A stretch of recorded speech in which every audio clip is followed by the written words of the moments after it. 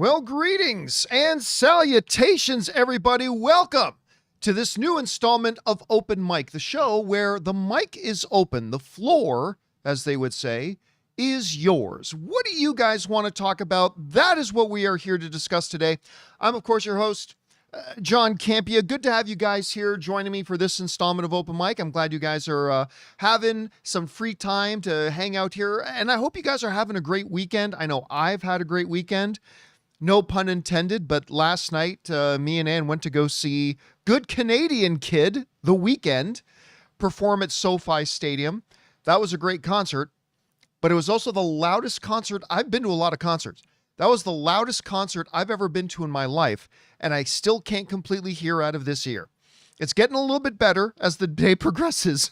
But anyway, the show was great, had a great time, and ready to do some open mic here tonight. And of course, here's how open mic goes. The primary purpose we do this is to take your topics and questions. Now, unlike the John Campea show, where if you want to send in a question, use the tip link, here on open mic, it's all done live. So if you have a thought, theory, opinion, question, or topic you'd like me to address, as long as I deem it appropriate to be addressed on the show, because I reserve the right not to answer a question if I don't think it's appropriate for the show, but go ahead and use the tip link, not the tip link, I'm sorry, use the super chat feature.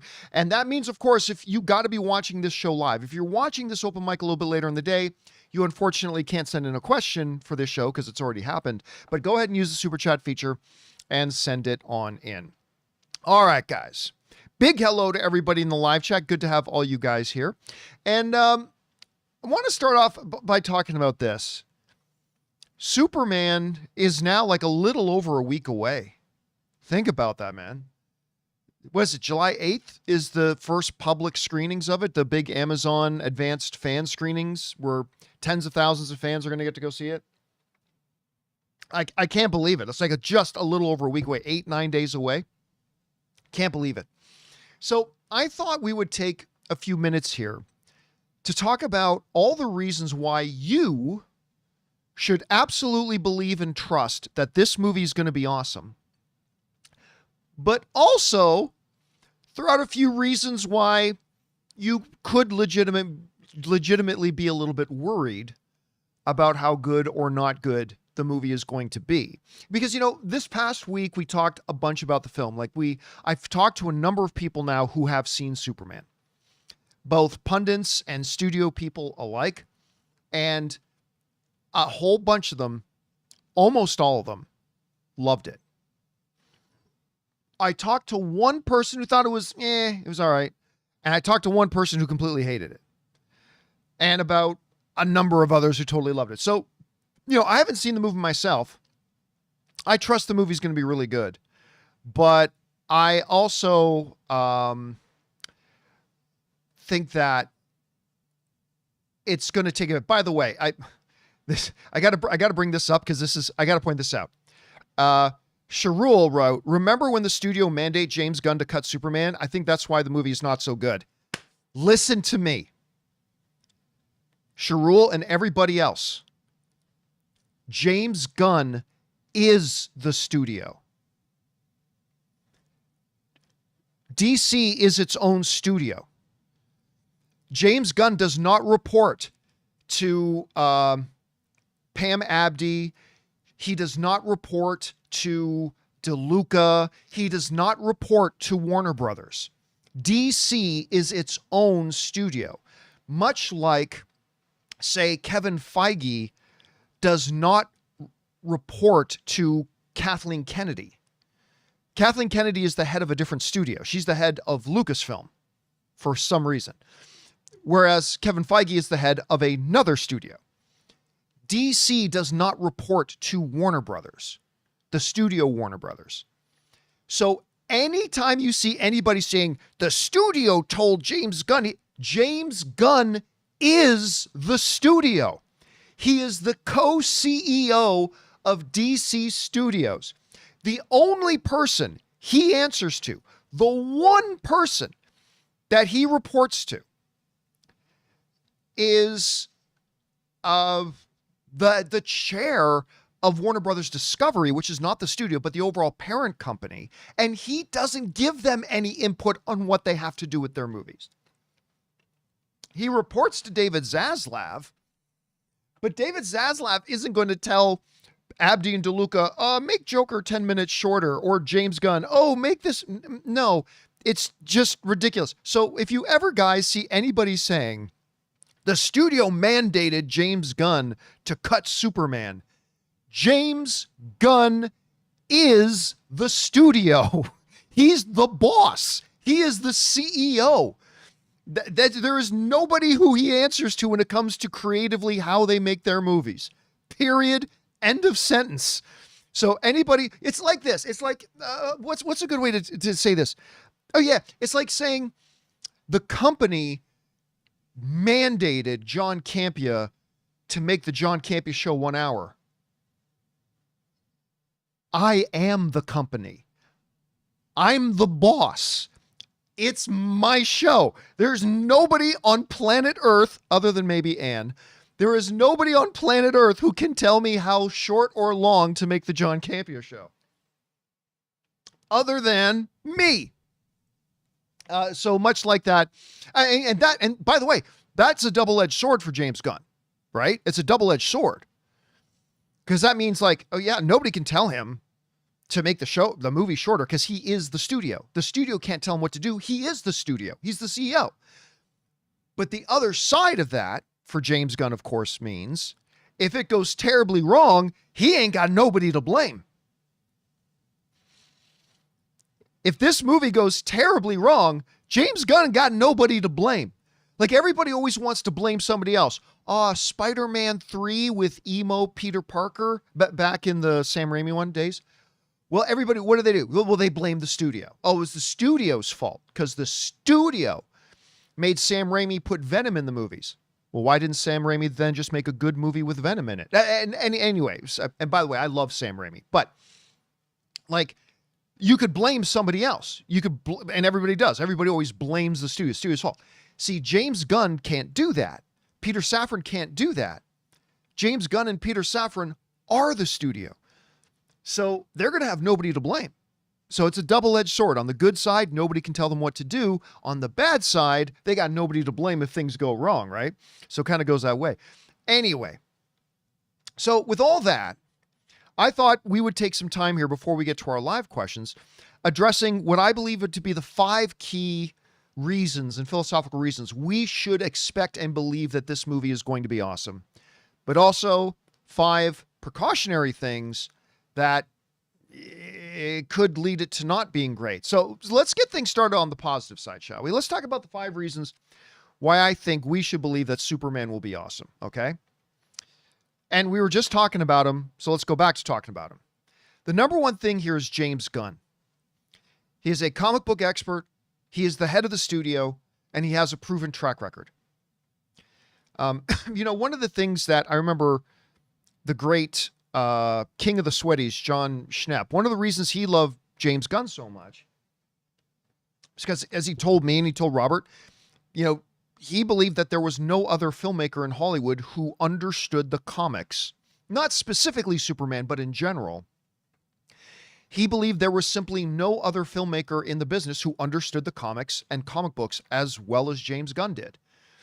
Now, to me, John Schnepp is the foremost authority on comic books that I've ever known in my life.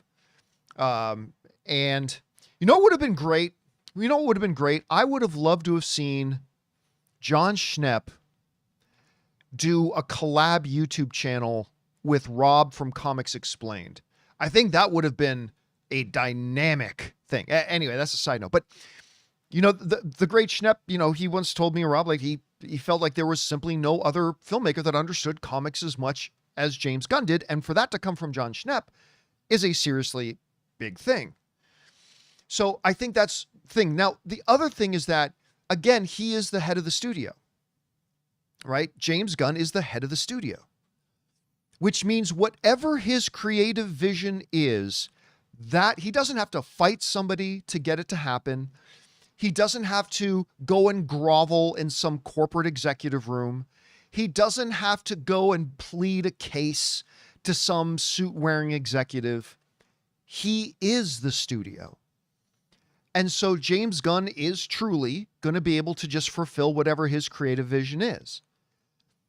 And the third thing about James Gunn being one of the reasons we should absolutely expect this movie to be great is his track record. Look at what he's done. He made a observational satire about the superhero genre with Super, which was fantastic. He made some of the MCU's best comic book movies in their Guardians of the Galaxy. I don't think Guardians of the Galaxy 2 is like a top 10 MCU film. I like Guardians of the Galaxy 2, but I didn't think it was like top 10. But like overall, the Guardians of the Galaxy, when we look at the first one, the third, especially the third one, like those are absolutely beloved. James Gunn took a bunch of characters nobody had ever even heard of with Guardians of the Galaxy, and he made them some of the most beloved whatever in the world. And then he jumps over to DC and he makes, for some reason, makes another Suicide Squad movie, and it's fantastic. And then he makes a Peacemaker show, which I admit it, I publicly said for a long time when they were making that Peacemaker show, I publicly said for a long time, this is going to be stupid. This is a bad idea. Even when they released the first few clips, I thought this looks terrible. I don't know why James Gunn is doing this. This is awful. And then what was the result? The single best DC television show ever all time. All due respect to Smallville. I love Smallville. Everybody knows I love Smallville. I loved Arrow for the first few seasons. I really like Flash for its first bunch of seasons. But Peacemaker is the most entertaining DC show ever. Yeah, I said it. Best DC show ever. And I mean, that's his track record. That's what he's done. He has done nothing but he has never once let me down. And so the number one reason I would say, not that this is in any particular order, I think the number one reason is because James Gunn. He is an absolute comic expert, at least when it comes to Hollywood filmmakers. He is the head of the studio, so he's going to have no interruptions, no obstacles to bringing whatever his vision is to the forefront. And he has an absolute proven track record. Absolute proven track record. Oh, you know what? No country for old, like bright good thing. Okay. When Peacemaker came out, it was the best DC show ever made. Penguin may have topped it, but that happened after the fact, right? And Penguin is just straight up remarkable. But when Peacemaker came out, it was the best DC show ever. Penguin, which came out afterwards, that may have replaced it. Now that's a discussion for another time, but that may have replaced it. Anyway, maybe yes, maybe no. So number one reason is James Gunn. Number two reason, a return to Superman for hope, optimism, fun, and joy. Look, everybody who's watched my channel for any period of time knows that my boy Henry, right there, watching Vigil over the studio, always there, protecting. My boy Henry is my all-time favorite Superman. Man of Steel is my all-time favorite Superman movie. Man of Steel, I believe, is the single most underrated comic book film of all time. That said, you have heard Rob and I discuss this at length, that Man of Steel is not a perfect movie, but it was great for what it was to me. But it certainly, as Rob would often point out, it lacked joy. You know, a lot of times, a lot of the general movie-going audience, when they go to movies, particularly comic book movies, yeah, sometimes you want darker and sometimes you want heavier, but like a lot of people are looking for joy. You can have big stakes, you can have dark elements, but people also want to go to comic book movies and have a blast of joy as well, right? And that is something, that hope, that optimism, that joy. Zack Snyder took his Superman in a bit of a different direction, and I thought the results were great. I loved it. It was definitely very different, and I totally appreciated it and loved it for what it was. But there's also something to be said about returning to those values, those core values, if you will, of Superman, to making him bright again, to making him hopeful again, to represent the best of what humanity can be, even though he's an alien, and to just deliver some joy to the audience. There's something about that I think is going to go over very well with moviegoers, and yet another reason why I think this is going to be great. All right. So number one, James Gunn himself. Number two, a return to hope, joy, and optimism. Number three, and we've heard James Gunn talk about this, a focus on Clark Kent's humanity and balancing his dual identities. You know, a lot of Superman stories, even in the comics sometimes, really put their focus, and it's understandable, and sometimes with great effect, really put all their focus on Superman as Kal-El, the alien from another world, the last surviving son of Krypton, right? And that's where the emphasis gets put. And again, there's nothing wrong with that, and it has had some wonderful results. But I've always been even more fascinated, and this is one of the reasons why I really love Man of Steel a lot, the person of Clark Kent. He may have been born Kal-El, but he was raised Clark Kent. And there's even that little bit in the trailer where he says that all this stuff is what makes me human, and that is my greatest strength. I really would like to see a little bit more focus on Clark Kent, the guy who grew up in small town Kansas. Right? That's who I want. I want to see that a little bit more predominantly. And we've heard James Gunn say, yeah, we're really going to lean into Superman's humanity, who he is as Clark Kent, even when he's got the S on his chest.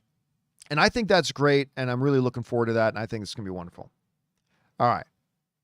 The fourth reason I think we should absolutely believe that this Superman is going to be absolutely awesome is strong lead casting with promising chemistry. The casting of David Cornsweet, who the only thing I had seen him in previously to when he was cast, I mean, I saw him in Twisters, but that was after he was cast, was that HBO show Hollywood, which he was great in, but that's the only thing I'd really seen him in. And he was great in it, but in everything, like in hearing Nicholas Hoult talk about him. Remember, Nicholas Hoult lost out on the role to Superman to David Cornsweet. Nicholas Hoult was competing against David Cornsweet for the role of Superman before they decided to give him the role of Lex Luthor. And you just listen to Nicholas Hoult talk about him. Nicholas Hoult just told the story on one of the talk shows, the moment I saw him read, I knew I lost. The moment I saw David reading for Superman, I knew I was out. That is Superman. And everything we've seen with him since and all stuff, it just really makes me believe for the type of Superman that James Gunn is trying to do. Henry Cavill was absolutely perfect for the Superman that Zack Snyder was doing. But I've become absolutely convinced that David Cornsweet is purely the perfect guy to play this James Gunn iteration of Superman. Then you move beyond that. We were just talking about Nicholas Hoult. I think he is one of the great actors today. Every time he has never been in a film that I didn't think he was awesome in it. Even Renfeld, which there's a lot of critics for Renfeld, understandably so. But even in that, I thought Nicholas Hoult was brilliant. I thought he delivered a great performance in it, understanding the type of movie it was. He's great.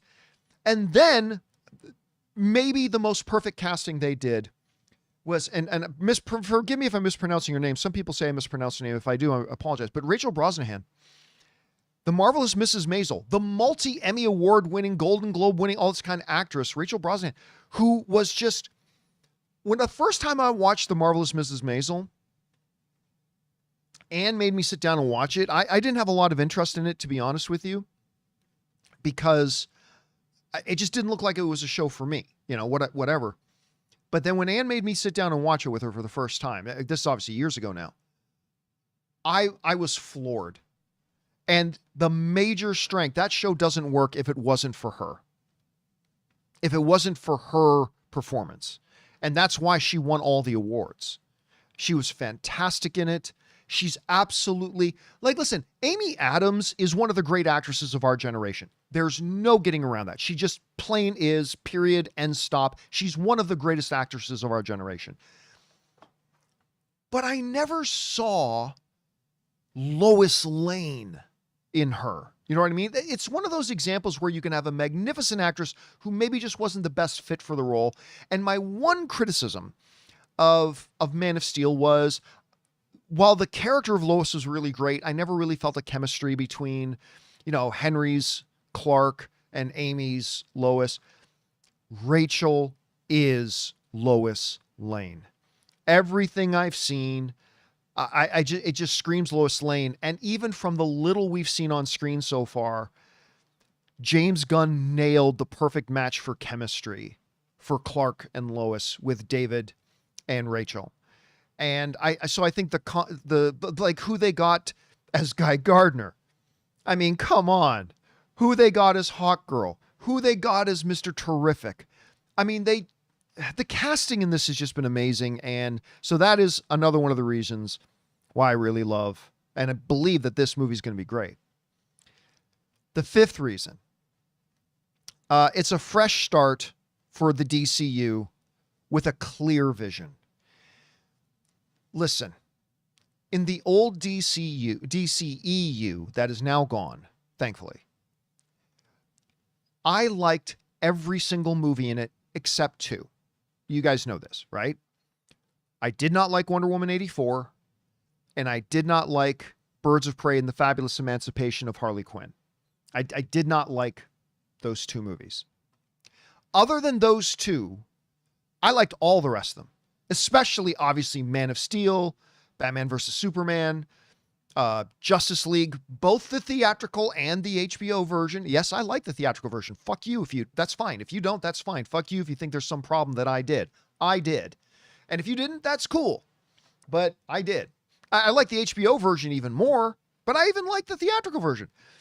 Shazam, Blue Beetle, the first Aquaman. I like the second one too. Second one wasn't great, but I still like the second one.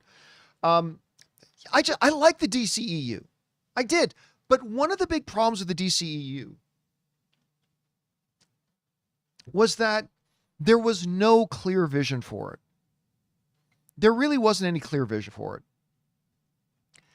And, you know, at the time under AT&T, when AT&T owned Warner Brothers, there was just this philosophy like, let every filmmaker do whatever they want to do. There was no cohesive vision. There was no Kevin Feige there to make sure everything was going to work together well. And now that James Gunn and Peter Safran are the CEOs of the company, they can have, and now that they have a completely fresh, clean slate of paper, like I said, I liked almost all the DCEU movies, but it had to die. It had to go. There was no way it was ever going to recover. It was, the audience had abandoned the DCEU. It was over. They needed to start fresh. Like I always get some fellow film fans going, John, you say you love Henry Cavill. So how come you're okay with them not having Henry Cavill as Superman anymore? Because in order for DC to succeed, they need to start fresh. They have to. They just have to. That's not even up for discussion. They have to start fresh. And so I will always love and cherish Henry as Superman, but now it's time for a new era.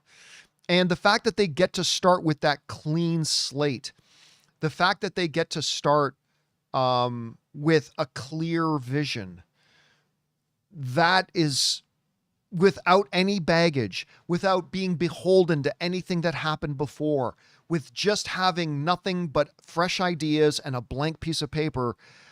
With James Gunn, I think that means the future is very, very bright. And that's why I think this movie is going to be great. So the 5 reasons again, and there are more than these reasons, but these are just the 5. James Gunn, because he is a comic expert, he's the head of the studio, and he has a proven track record. A return to Superman of hope, of optimism, and of joy. A focus on Clark Kent's humanity and balancing the dual identities. Strong lead casting with great chemistry. And a clean slate, a fresh start with a one singular clear vision. That's why I believe that we can believe that Superman is going to be awesome. All right. That said, there are also some legitimate things to keep our eyes on and to be worried about when it comes to Superman and this new movie. And I want to talk about a couple of them. The first thing I'm going to start off with, and the 5 reasons why maybe it won't be so great. Number 1, while I do not believe in comic book movie fatigue, that's a myth. There's no such thing as comic book movie fatigue. Anybody who tells you otherwise isn't thinking it through. There's mediocrity fatigue, but there is no comic book movie fatigue. But there can be reboot fatigue. I mean, listen, in just the last couple of years, and I think this can affect our viewing experience. It can. I'm not saying it will. I'm saying it can. In just the last couple of years. I mean, okay, let's go far back as to the end of Smallville. Okay, so we had Tom Welling. We've had Brandon Routh. We had, how do you pronounce his last name? The guy who just played Superman on TV, Tyler Holken? Holken? He was very good. I just can never remember how to say his name. Anyway, we've had him. We've had Brandon Routh back again. We've had my boy, Henry Cavill. I mean, we've had the Superman TV, like My Adventures with Superman, and we've had all this. I mean, we've just had so many Supermen. And we're starting again. And I have found that can have the potential of affecting our viewing experience when, okay, we're starting with this character again. Here we go, right? And that could play into it in affecting our viewing experience. So that's something to keep an eye out for. The second thing that I think we have to keep our eyes on and be worried about is the Boy Scout challenge, right? That has always been a challenge with Superman. Always. It's not just a new challenge now, but there's something, I mean, Superman in many ways has been the ultimate Mary Sue, right? In a lot of iterations, like he is morally perfect. He is physically perfect. He is invulnerable. He's a god, small g, in many ways.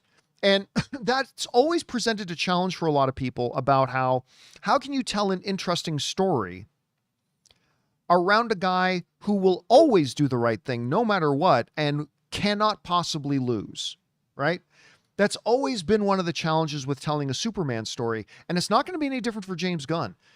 This is going to be one of the big challenges for James Gunn, is to tell a compelling story while keeping Superman, yet not having him be the absolute most pure of heart Boy Scout and absolutely perfect physically and invulnerable. Like, so how do you keep the spirit of Superman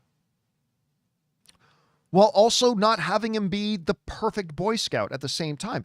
I'll be honest with you. I think that's one of the reasons why James Gunn had a couple of those moments put in the trailers where he loses his temper. I think that was a strategic move to kind of start to counter the idea that he's just so absolutely perfect. Never says the wrong thing. Never does the wrong thing. Nothing can hurt him. You know, that whole pure Boy Scout. I actually think it was a strategic move to have like that scene, people were going to die, or where's the dog? I think those were strategic moves to put those in there to start countering that a little bit. Whether he's able to succeed or not, we'll see. But that's one of the things we definitely are going to have to keep our eyes on. The third thing, and again, these are no particular order, but I think this is the biggest potential pitfall for this movie. Potential to overdo James Gunn's signature humor that could undermine the tone. Listen, James Gunn has always done a great job, especially look at something like Guardians of the Galaxy 3, right? That is a movie that had us laughing hysterically and everybody in the audience crying. Right? Teefs. We're going to go to the sky. No, you're not. You're going to get shot in the head and you're going to die, little critter. Right? It was a movie that is a perfect example of how James Gunn knows how to strike a balance between dark, heavy, emotional themes, but also levity and hilarity and great joy and whatever. But whenever you have somebody, even like James Gunn, who does have that off-the-wall kind of humor, there is always the danger of a Thor Love and Thunder happening.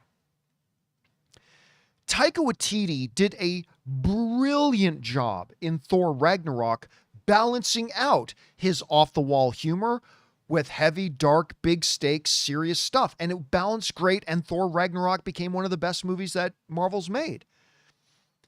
But then they moved into Thor Love and Thunder, a movie I don't hate, by the way, but they moved into Thor Love and Thunder and the pendulum swung way too far the other way. And it went way too far into the silly and way too much humor and all that kind of stuff that threw that movie way out of balance. And I would propose that when you have a filmmaker like James Gunn, who also has that amazing bonkers off the wall humor, the danger exists that he could lean too much into it. It works great for Peacemaker because Peacemaker's that kind of a show. It would not work for Superman if he leans too far into that at all. And that's going to be a major challenge. Did James Gunn keep himself in check? Did he have people around him to keep him in check when maybe he was going a little bit too far off the rails? If he can strike his balance like he did with his Suicide Squad, if he can strike the balance like he did with Guardians of the Galaxy 3, if he can strike that balance, Superman's going to be awesome. But if that balance goes out of whack, too heavy into his off-the-wall humor, it could get disastrous. It could become disastrous. I'm not saying it will. I don't believe it will. But that is something that we are going to have to keep our eye on and make sure he keeps that in balance. All right. The fourth thing that I think we got to be a little bit careful of, and I hope James Gunn is careful of, is it may go too inside baseball. You know, I was saying off the top, one of the reasons we should believe in this film is because there's no other filmmaker there's probably not a filmmaker in Hollywood right now who understands and knows the comics as well as James Gunn. But there's a potential downside to that, which is going too inside baseball. Like having things in the movie that he just assumes everybody knows this and this will be hilarious. And they put it on the screen and 90% of the audience are going, I don't get it. Like, is that supposed to mean something?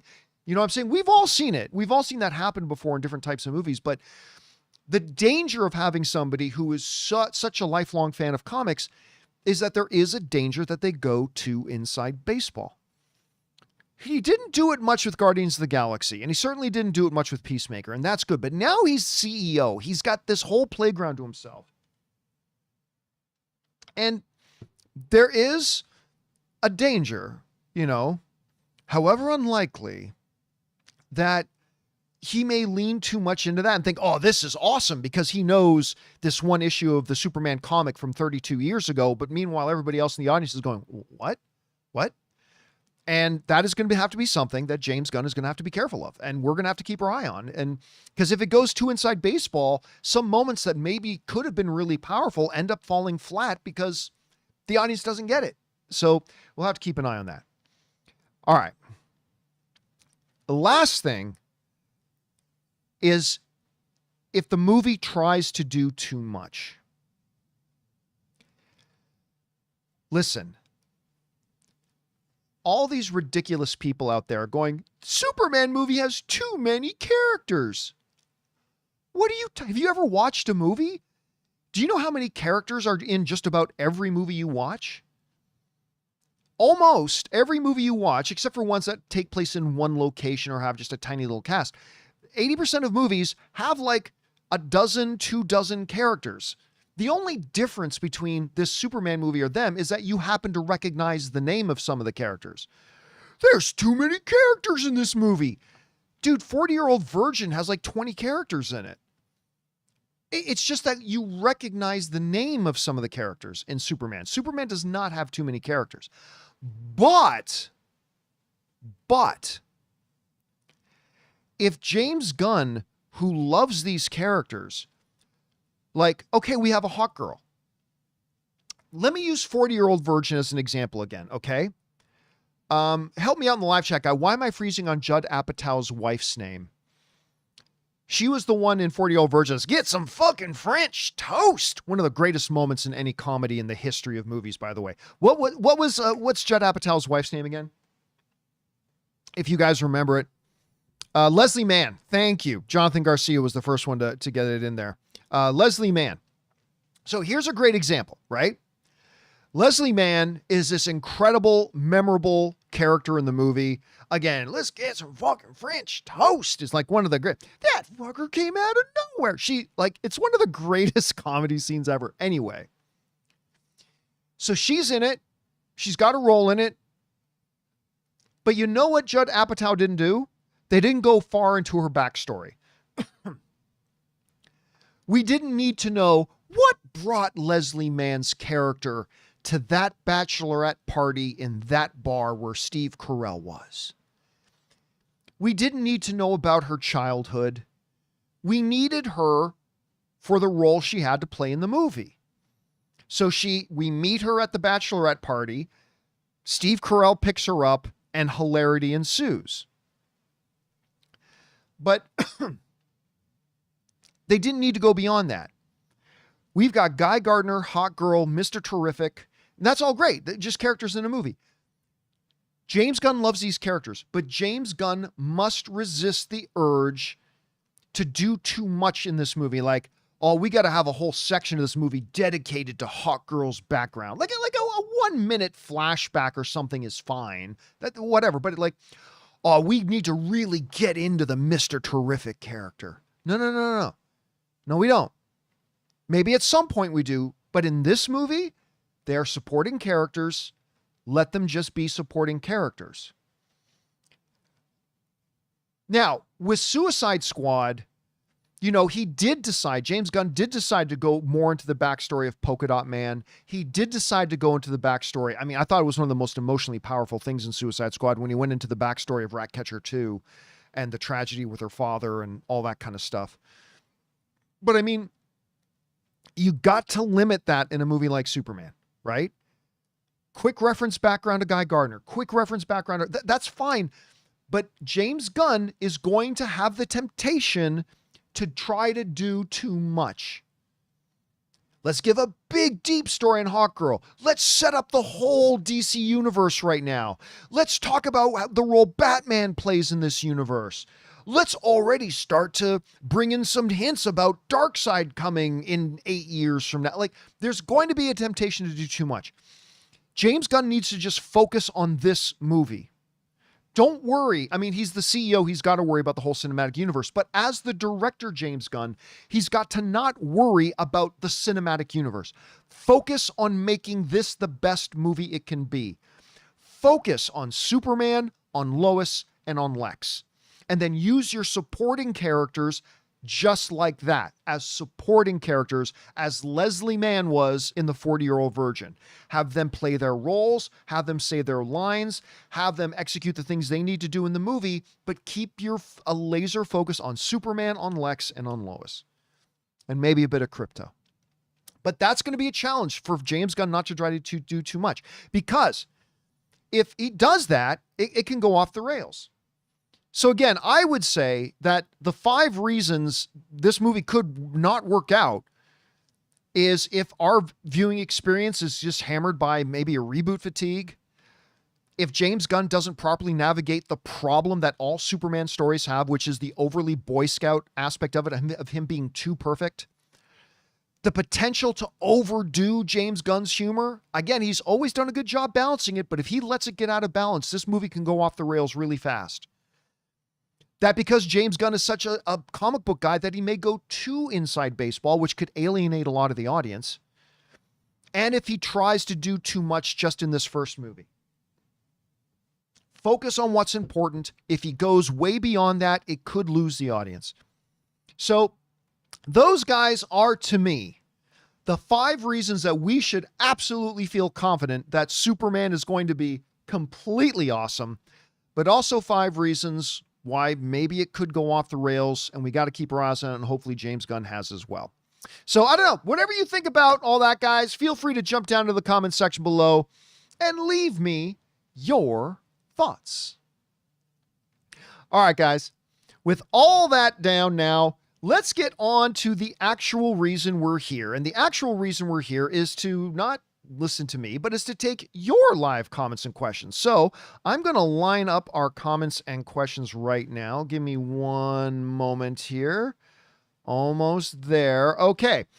And we're going to start off with, oh, maybe I should get it so you can actually read his name on here. Okay, there we go.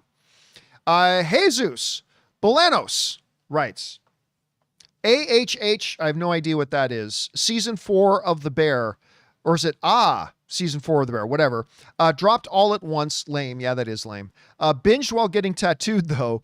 The season was a lot more wholesome and focused on healing from trauma. Eben Moss Ritchie is hands down my favorite. I haven't watched it yet. I got to tell you, season 3 was a big step backwards for me. I really like The Bear. And don't get me wrong, I didn't hate season 3. Not at all. I didn't hate it at all. It's just that it was not nearly as hooking to me as the first 2 seasons were. So anyway, I haven't gotten around to watching this season. But correct me if I'm wrong, but I believe this is the last season. Is season 4 not the last season? I think it is.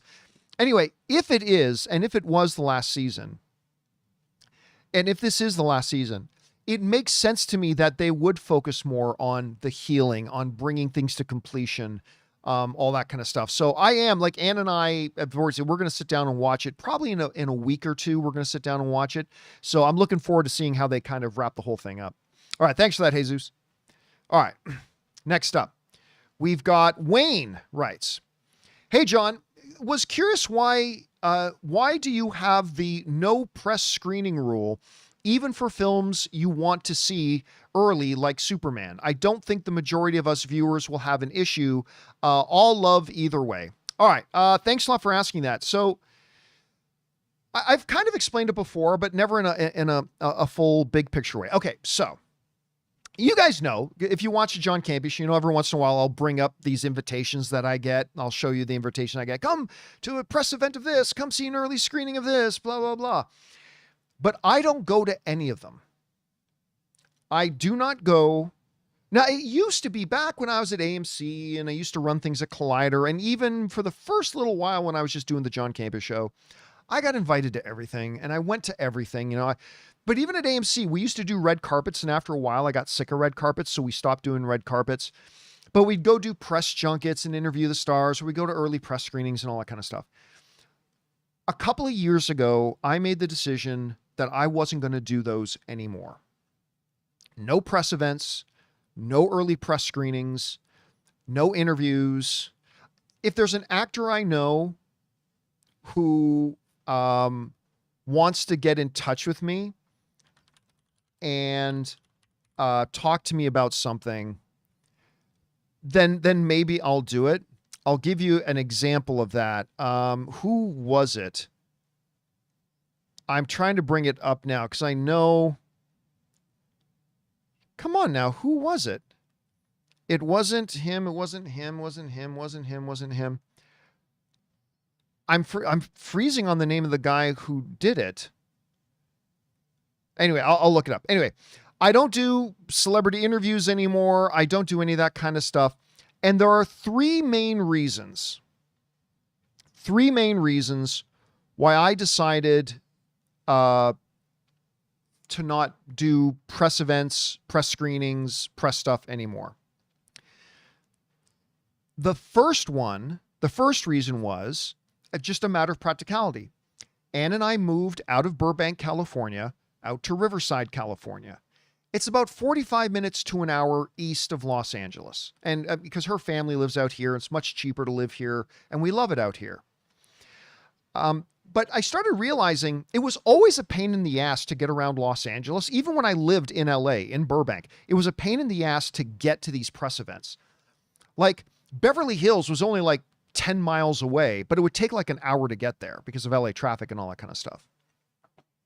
When I moved out to Riverside, it became a real issue, man. Like it was a real pain in the ass to go to a press screen. I would have to drive like an hour and 20 minutes just to get to some movie theater to watch a movie 4 days earlier, 3 days earlier than when it came out.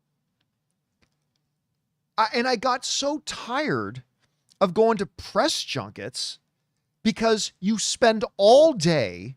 First of all, you got to drive to the Four Seasons Beverly Hills, which takes a while to get to. And then you're there for like 4 hours, mostly just sitting around waiting for your turn to interview the different directors and cast members. And when you do, you get to talk to them for like 3 minutes, 3 or 4 minutes tops, right? And nobody watched those things. Nobody watched that stuff. Nobody watches that stuff. I remember this one time. I was still at AMC, where this is when I really started to realize that these celebrity interviews were useless. In the same week, I had an exclusive sit-down interview with me and Robert Downey Jr. It was a great interview too. I loved that conversation.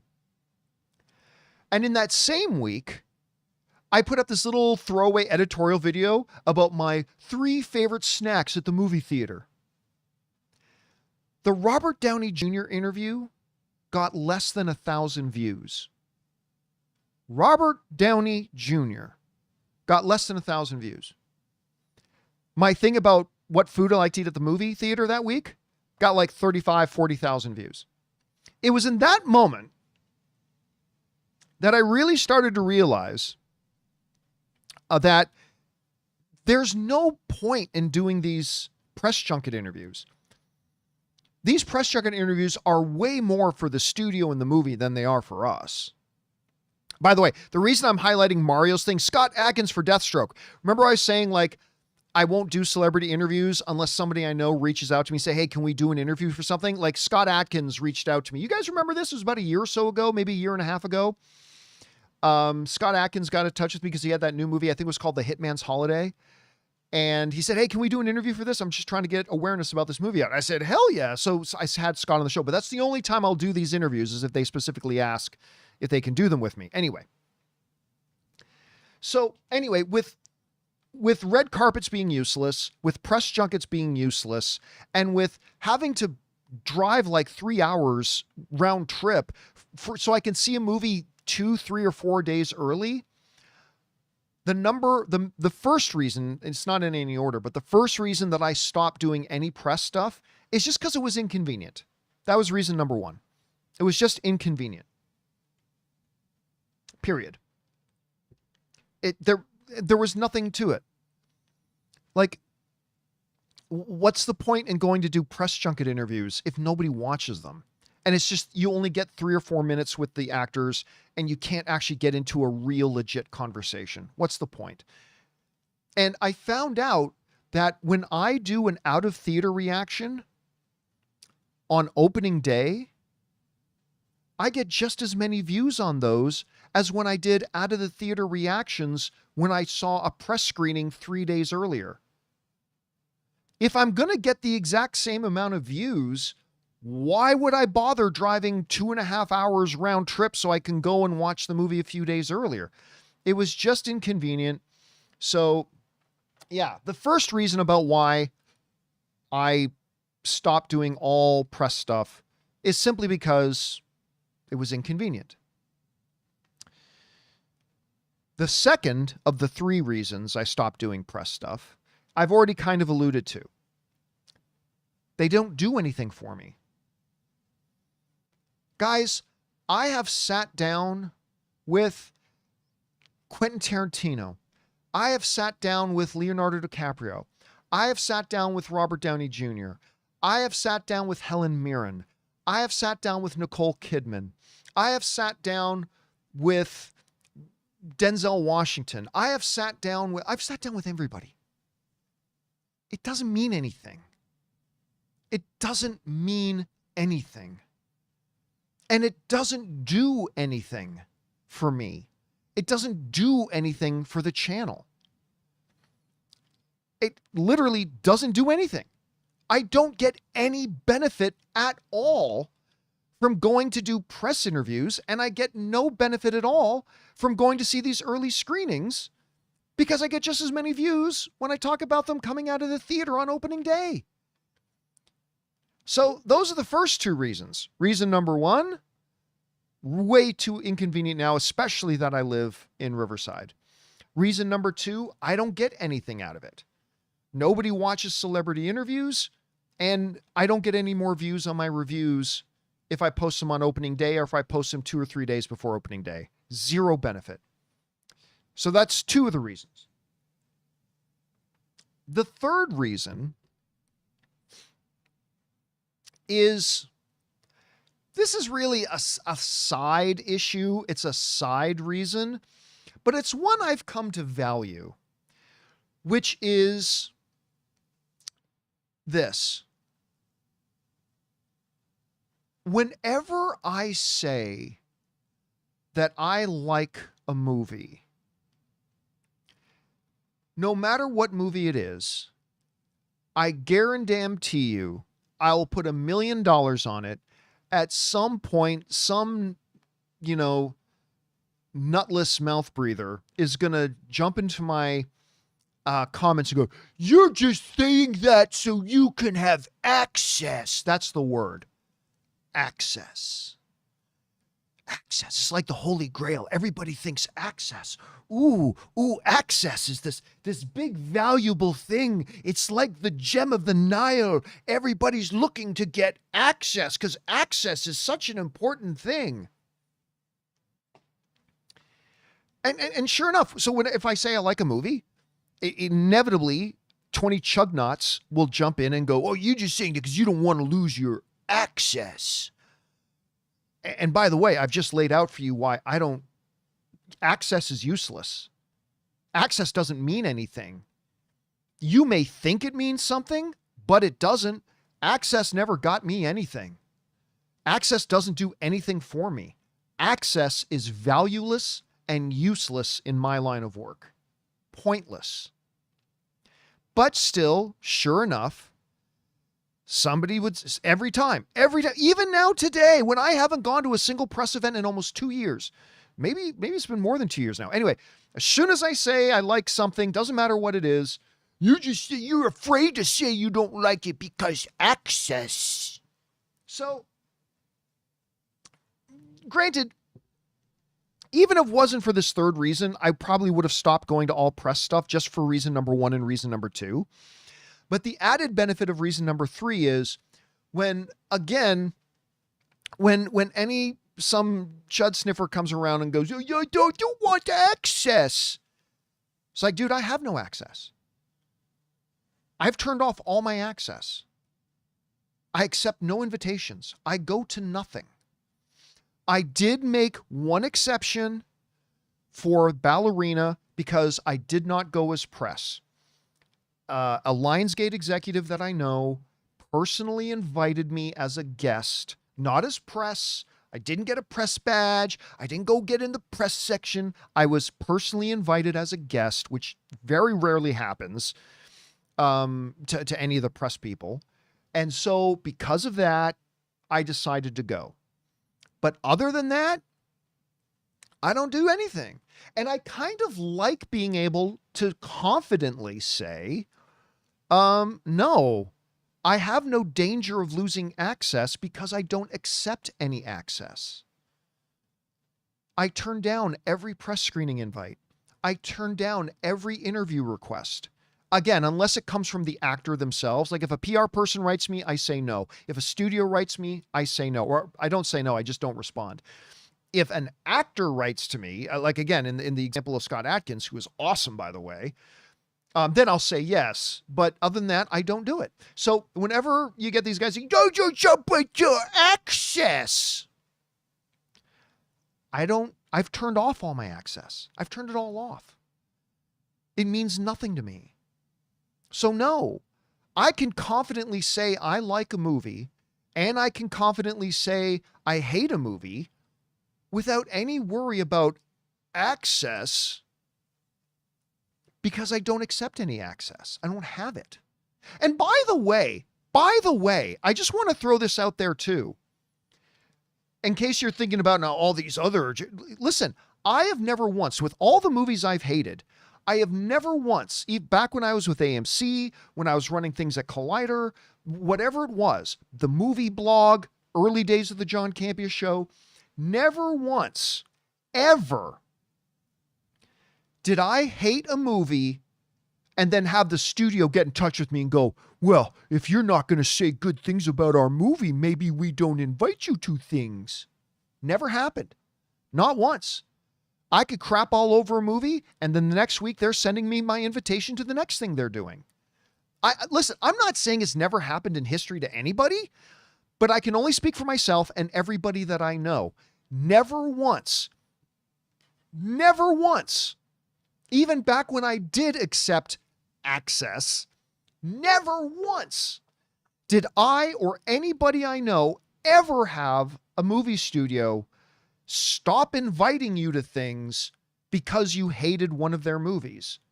If anything, I think it makes them double down. Well, we're going to win you over with our next one, right? I'm just saying, I don't know any interviewer ever, any critic ever, who just because they hated a movie suddenly got cut off by a studio. It's never happened as far as I know.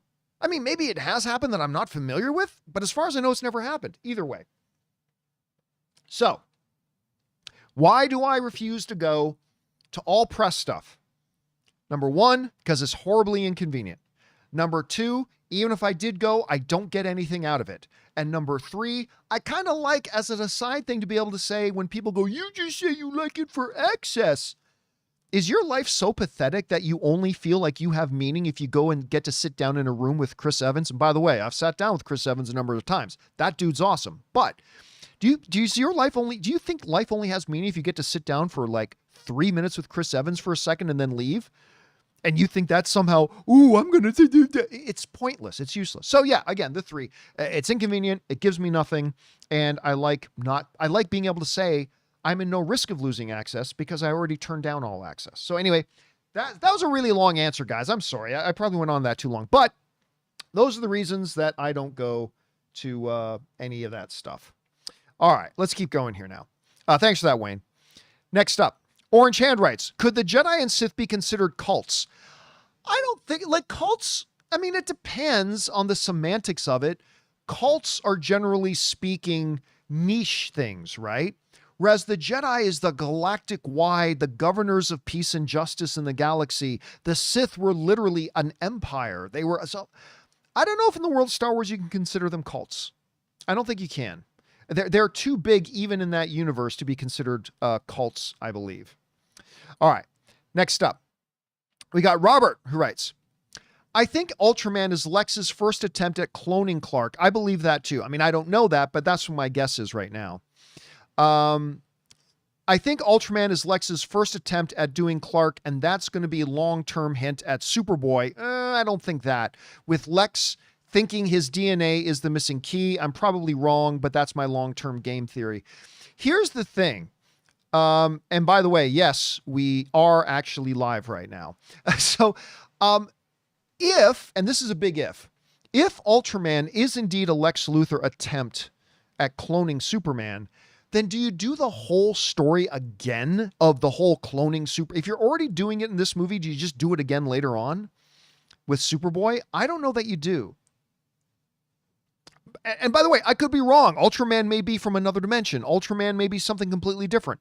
I am guessing, like you are, that he is a Lex Luthor created clone of like a clone gone bad. But he might not be. He could be something else. But if he is, I think that undermines doing another whole clone thing with Superboy later. Maybe. I don't know. We'll see. All right. Next up, we've got... That was Robert. Mr. Graham sends in a $20 super chat. Thank you, Mr. Graham, for supporting us on that level, man. Mr. Graham writes, it's almost game day. It is Superman in 8 days, 9 days actually. PSA to mute any and all keywords on social media to avoid spoilers. 8 frickin' days. Yeah, man. I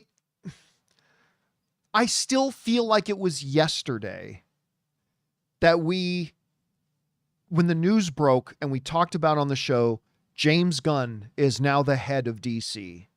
It feels like it was just yesterday. And it feels like it was just this morning that we found out they've officially announced the first movie is going to be Superman. And it's been years in the making. It is so weird to think it's here now. It's here. We're just a little over a week away. And it's finally here. And in a couple of weeks, we are going to be living in a world where Superman had already come out. And now we're looking forward to, hopefully, Fantastic Four. Hopefully that's good. And so, yeah, man, it is crazy to think about it on that level, Mr. Graham. And yeah, everybody's going to have to start getting really cautious. Then again, my guess is this isn't going to be a movie that's filled with spoilers. And that's fine. Like even if it's just a straightforward, great, entertaining, fun, funny movie, that's all it really needed to be. I don't think it's going to be a movie that has like huge surprises or anything like that. Maybe it is, maybe it isn't, but we'll find out. Anyway, thank you again, Mr. Graham, for supporting us on that level, man. I really appreciate that, dude. All right. Next up, Luna writes, "Hey, John, who are your top 5 comic book characters?" I don't like to do top 5 lists unless I plan them out in advance, so I generally don't do that. I will tell you, though, my absolute favorite comic book character. I mean, and let's see how many of you guys have been around for a while. Some of you guys in the live chat should know who my absolute number 1 all-time favorite comic book character, not movie character, but comic book character. Let's see if any of you guys know. It's not Joker. Ray got it. Magneto. Magneto is my all-time favorite comic book character. I think he is absolutely the most fascinating, deep, complex, just amazing character, both when he's kind of an anti-hero and when he's a straight up villain. I think there's so much richness in that character. When you understand background philosophically, there's just so much about him when he's acting evil and when he's begrudgingly acting good. I just think he's a fabulous, incredible character. So I can just tell you that that's my number 1. Some of my other favorites, in no particular, again, because I don't do top 5s as questions. Like I only do top 5, top 10 if I can sit down and prep them in advance. But I will obviously say, as stereotypical as it is, Batman, Superman, Bishop. I've always had, ever since, even before Age of Apocalypse, I've always had a real soft spot for Bishop. I love Bishop. Psylocke. Yeah, so those are a few of them. Again, I would have to sit down and thought about it. I could maybe put together a list, but just off the top of my head, but I can tell you my number 1 is Magneto. My number 1's Magneto. All right. Mr. Graham then writes, yeah, okay, I got you, Mr. Graham, but thank you for following up anyway. That's very courteous of you, man. All right, next up, Mike Vetter writes, at almost 24 years old, Isabella Merced. By the way, this is now Isabella Merced's world. We're just living in it. Like, she is all of a sudden like dominating and everything. Anyway, Isabella Merced has been in a Transformers film, a Marvel film, a DC film, an Alien film, Dora, and The Last of Us. Hell of a resume. All that's missing is a Star Wars movie. And she's incredible. She's incredible. She's great in Alien Romulus. She's amazing. She might get an Emmy nomination for supporting actress in for The Last of Us. I don't care what you think about the show. She very well may get a Best Supporting Actress nomination at the Emmys when they get announced in a couple of weeks.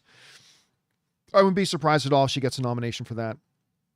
And now I can't wait to see her as Hawkgirl. Like, she is just absolutely kind of ruling the world right now. And I cannot wait to see her in this movie.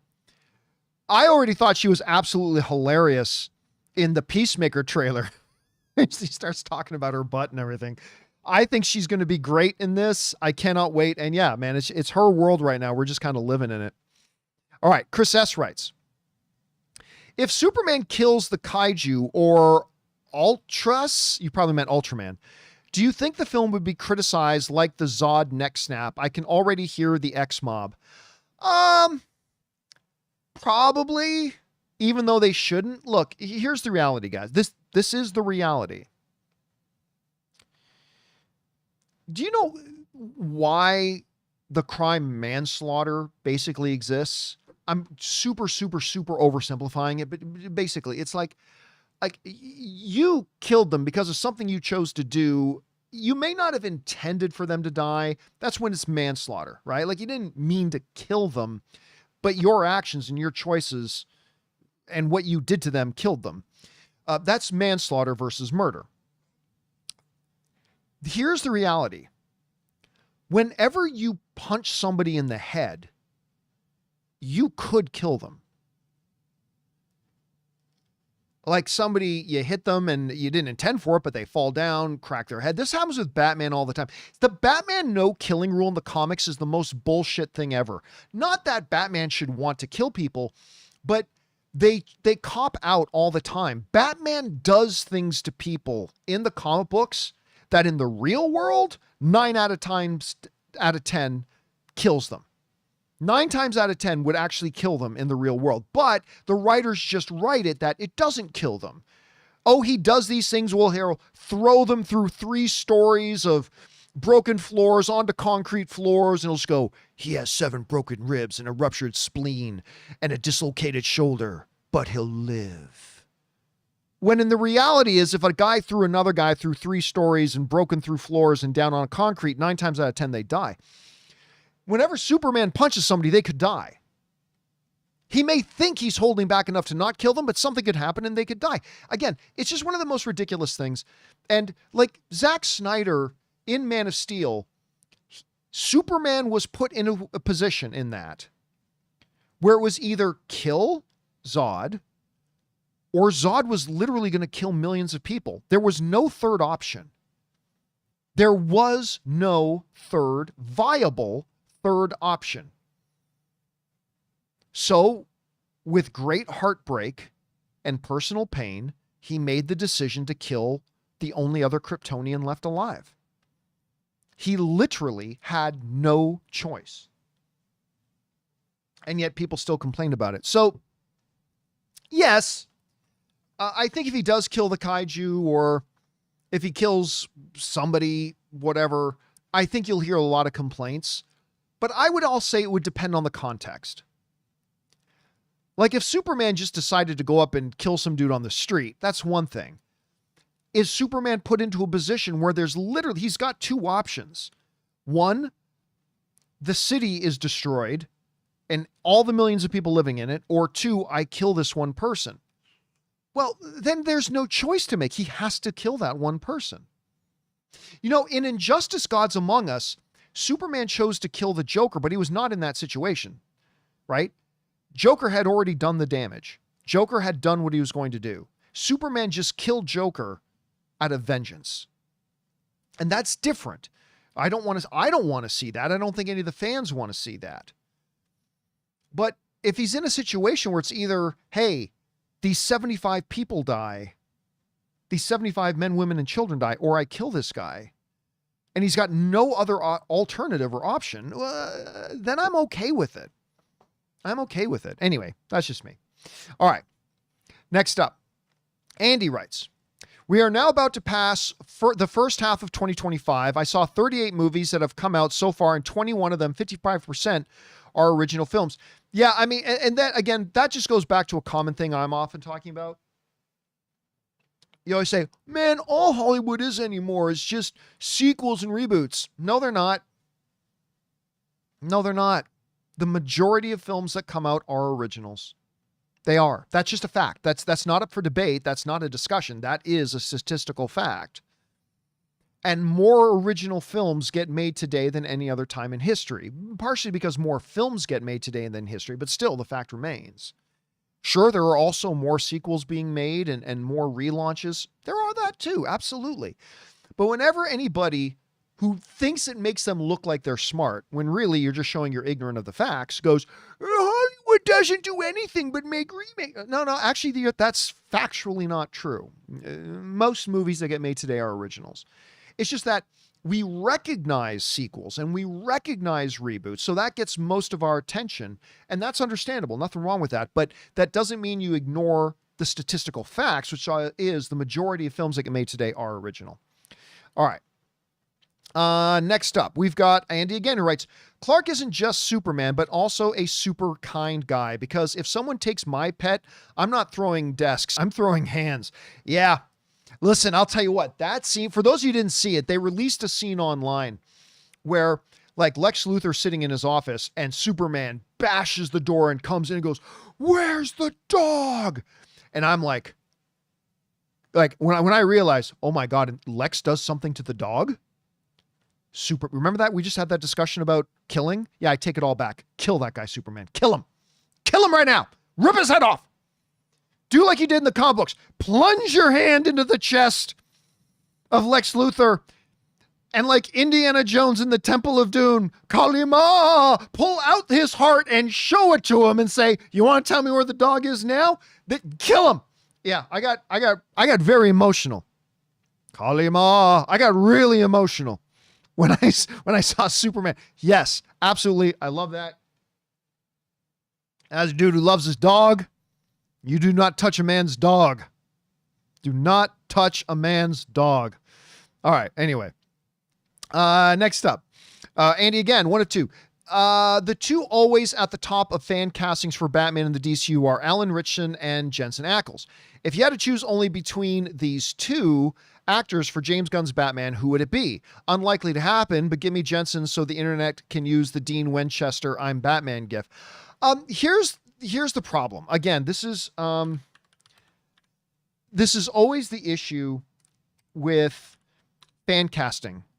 We have no idea what James Gunn's Batman is going to be like. We have no idea what his Batman is going to be like. James Gunn's Batman could be a way where Jensen Ackles would kind of make sense. But you could also do Batman in another way where Jensen Ackles makes no sense. And let me just look up. I'm going to look up the age of Alan Ritchson's age. I think he's in his. Yeah. So here's the thing. Alan Ritchson, who is Reacher, is 42 years old. I think that's a decent age for him right now.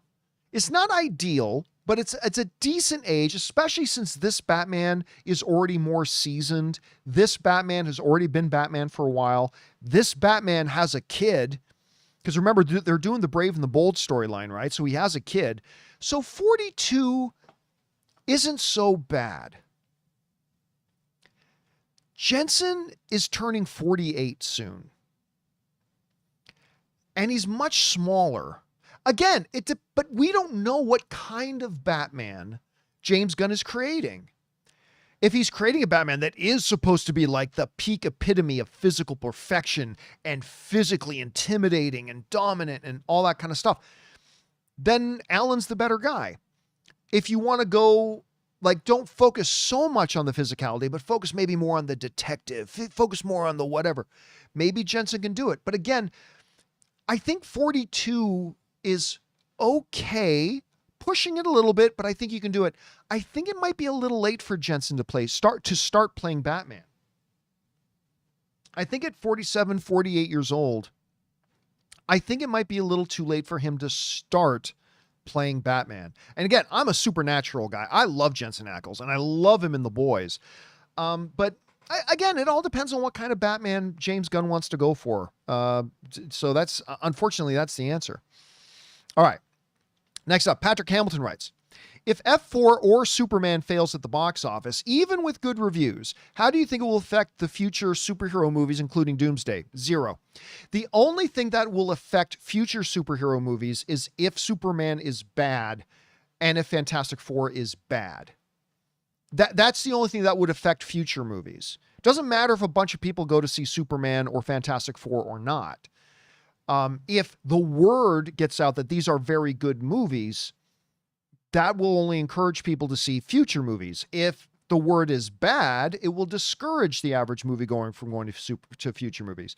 So while how good or bad these movies do at the box office means something to the studio, because it's their money, I think at the end of the day, ultimately really doesn't mean anything for how it does or does not affect the average moviegoer and their decisions to see a future superhero movie.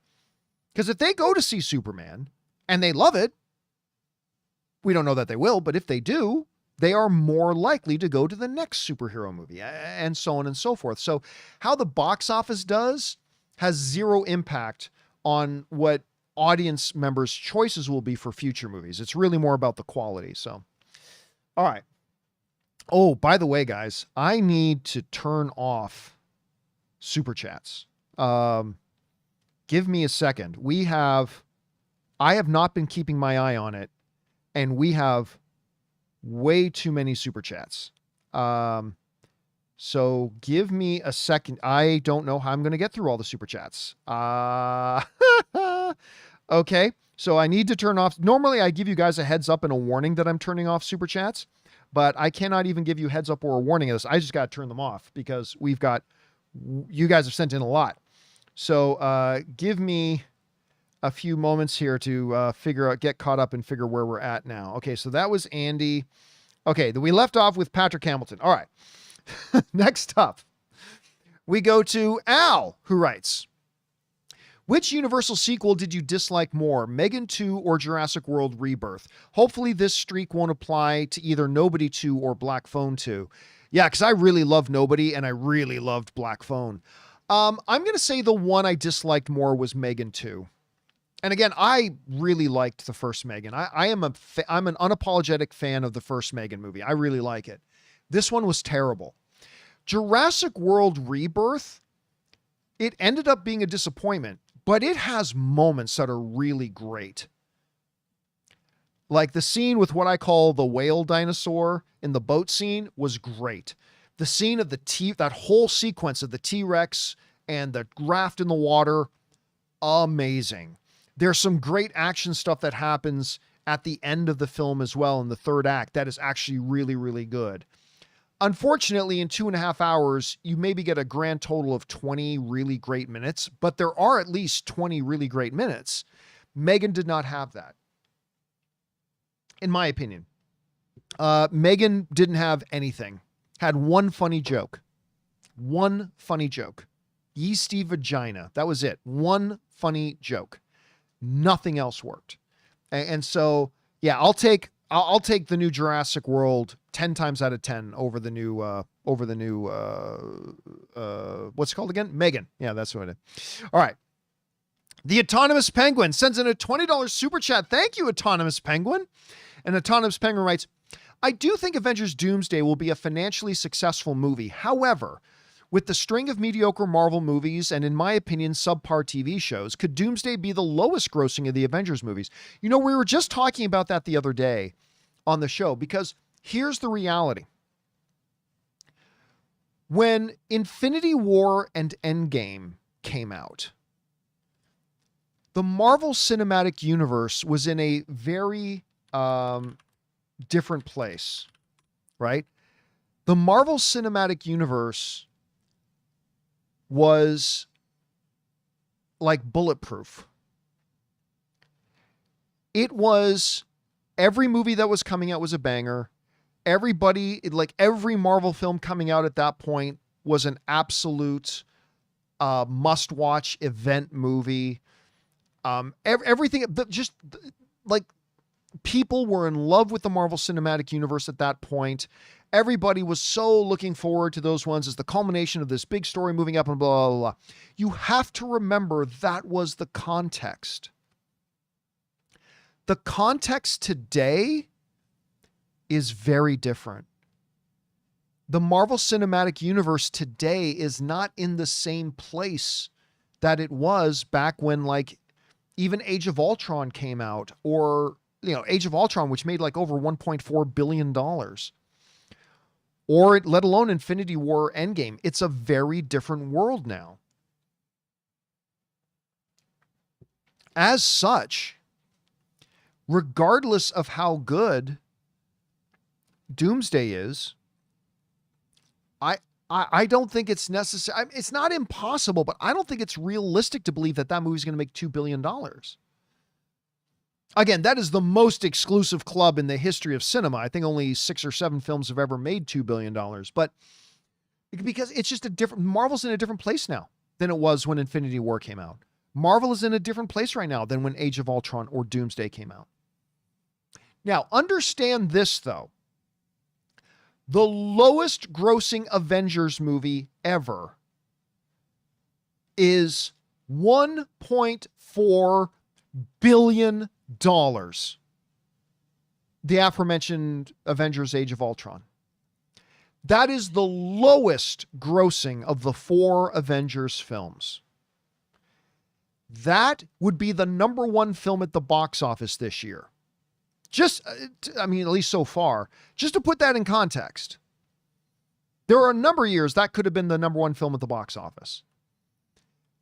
1.4 is low. So yes, even if Doomsday is great, it is possible, given the context today, that the Marvel Cinematic Universe is not where it was, And not as many people are going to the movies today as they were in 2019. The theaters have never fully recovered from the double whammy of the pandemic and then the writer's strike and the actors strike and all that kind of stuff and the interruptions in content. The audience has never fully returned. So you have less people going to the movies, and you have a Marvel Cinematic Universe that is not nearly as hot as it was back in 2016, 17, 18, and 19. So if Avengers Doomsday, let's say it does make the least amount of all the Avengers movies, right? The short-sighted and the ignorant, if Avengers Doomsday, say, makes $1.25 billion, all right?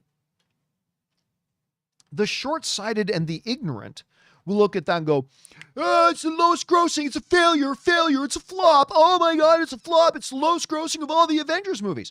Well, yeah, if you're a simpleton, if you're simple Jack, if you don't have like two intelligent brain cells to run together, sure. However, if you look at it bigger picture and you understand the context that, hey man, fewer people are going to the movies today and the MCU is in a much weaker position than it was before. Listen, if Doomsday can make 1.25, 1.3, 1.4 billion dollars, that's a win. That's huge. That's amazing. And if it does beyond that, then I don't know what to tell you. Like if it can make 1.5, 1.6, 1.7, that's astronomical. That's huge. But Infinity War made more. Yeah, because more people were going to the movies at the time, and the MCU was in a much stronger position than it is today. It's in a much weaker position today than it was. Therefore, you got to adjust your expectations and what would be considered a huge success. And a huge success for Doomsday would be whatever any other movie would consider a huge success. If this movie make 1.2, 1.3, 1.4 billion dollars, that's crazy. Now, if the movie makes under $1 billion, then there are other conversations to have. But yes, I do think it's possible, regardless of how good it is, that Avengers Endgame could end up being the least successful of all the Avengers movies. But that's not necessarily as bad as it sounds when you consider that it's a totally different world movie-wise that this movie is coming out than Age of Ultron did, or Infinity War, or Endgame. You've got to look at it big picture. And yeah, so that you got to keep all that in mind. Anyway. All right. Next up, we've got EJ Tan who writes, hey, John, hope you're having a great day. I am having a great day, thank you. Who's your favorite wrestler in the WWE currently? Well, I don't currently watch much WWE, to be honest with you. I'll watch WrestleMania every year because that's what we do, and maybe like one other big main event. Like I used to be a hardcore wrestling fan. I admittedly only watch WrestleMania now. I actually watch more AEW than I do WWE because Nigel McGuinness. Oh, Nigel McGuinness. Anyway, he's a great guy, by the way. You know, I keep talking to Nigel. I think I'm going to have Nigel on the show because Nigel used to be in the WWE and now he's over at AEW. I keep saying to Nigel, I think I should have you come on the show and just talk about the world of wrestling a little bit. But anyway, so maybe I'll have Nigel on here sometime. Anyway, I guess I would have to say right now, what's the Aussie girl's name? The Australian girl who kind of looks like she could have been a road warrior from the 1980s. I'm forgetting her name now. I know her name, Rhea Ripley. Yeah, it's not Rupley. It's Rhea Ripley. I think she's awesome, man. She's a specimen. Like, for some reason, there are guys I know who don't like really buff girls. I'm not saying that's my favorite look for a girl, but what is unattractive about physical superiority? I've never understood that. And Rhea Ripley, she's got a magnificent physique, man. She's big, intimidating, massive skills, good mic skills, great in-ring performer. She's a diamond, man. She's absolute a diamond prospect. She's great. And then other than that, I don't really have any favorites. I'd have to say probably right now in the WWE that Rhea Ripley's probably my favorite at the moment. All right. Next up, Dildar, the Glorious, writes, still hard to believe Superman is only 1 week away. Now still feels like yesterday it was announced, and I cannot wait. Ordered tickets for the 8th. You and me both, man. Of course, it's a double-edged sword. Because as I've said on the John Campea show a number of times, I am so set up for disappointment if this movie's bad. I am so set up for disappointment if this movie is bad. Because I am so hyped for it. I'm so excited for it. I cannot wait for it. It's finally here. I also have my tickets for the 8th and the 10th. And then I'll probably get a few more after that. But it's almost here, guys. It's actually almost here, and I cannot wait. All right. Next up, we got Chris Herman, who writes, have you seen the Squid Game season 3? I haven't even watched season 2 yet, to be honest with you. Everyone seems to hate it, but I thought narratively and thematically it wrapped up beautifully. Again, like, I've heard Squid Game season 2 is good. I loved Squid Game season 1. Like, really enjoyed it.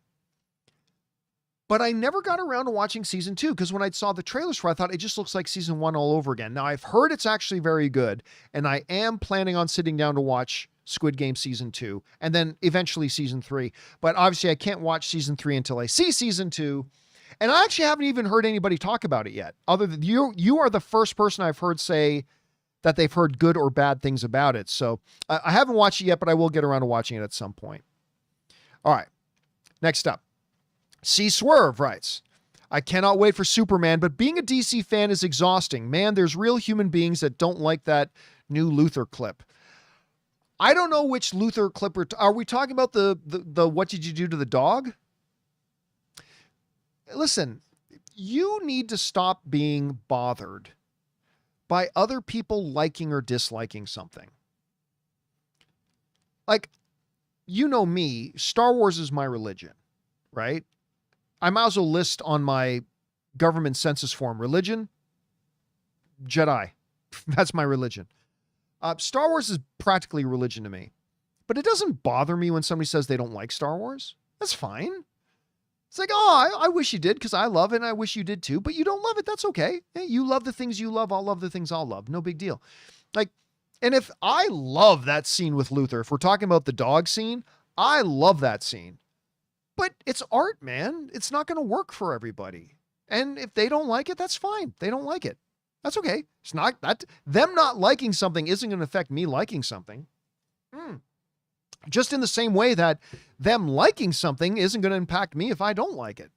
So you need to not be worried about it. So don't worry about it. Only worry about whether you like it or not. And then we'll deal with everything else later. All right. Next up, Christopher Brickner writes, for Bay, maybe doing a new Transformers film. You mentioned his newest film was Ambulance. To be fair to Bay, Ambulance is one of his most critically acclaimed films with a 67% Rotten Tomato scores, his second fresh film. Doesn't matter. I don't care what other people say. I mean, yes, it is. To be fair, there are people who like it. I thought it was total garbage. Absolute total garbage. Now, and I say that as a Michael Bay defender. There's a number of Michael Bay films that I really like. My favorite of which is The Rock. I love The Rock. I love Armageddon. I even like the one he did with Ewan McGregor and Scarlett Johansson, The Island. I like that movie. I mean, I know it's not the most popular one he's got, but I personally like it. Pain and Gain, I think is great. Hey, look, he's got a number. I love his first Transformers movie. I am a Michael Bay defender. Bad Boys. I keep forgetting Bad Boys. I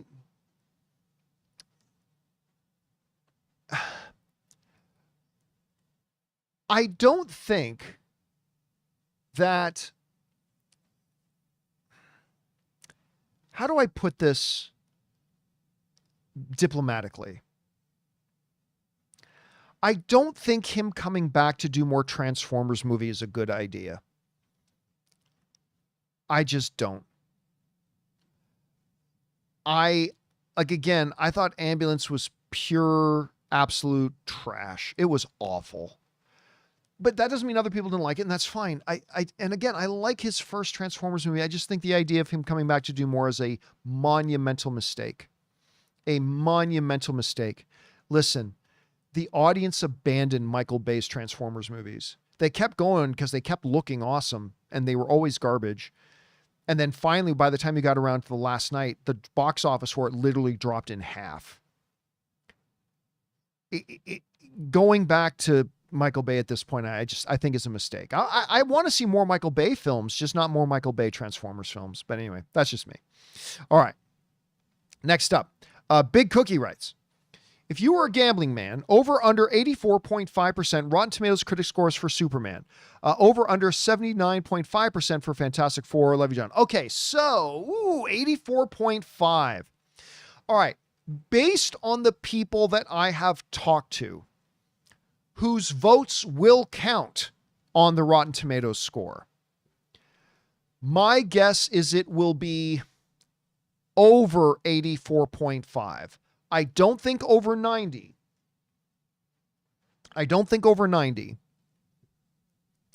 But I think it'll come somewhere in between the 80 and 90 range.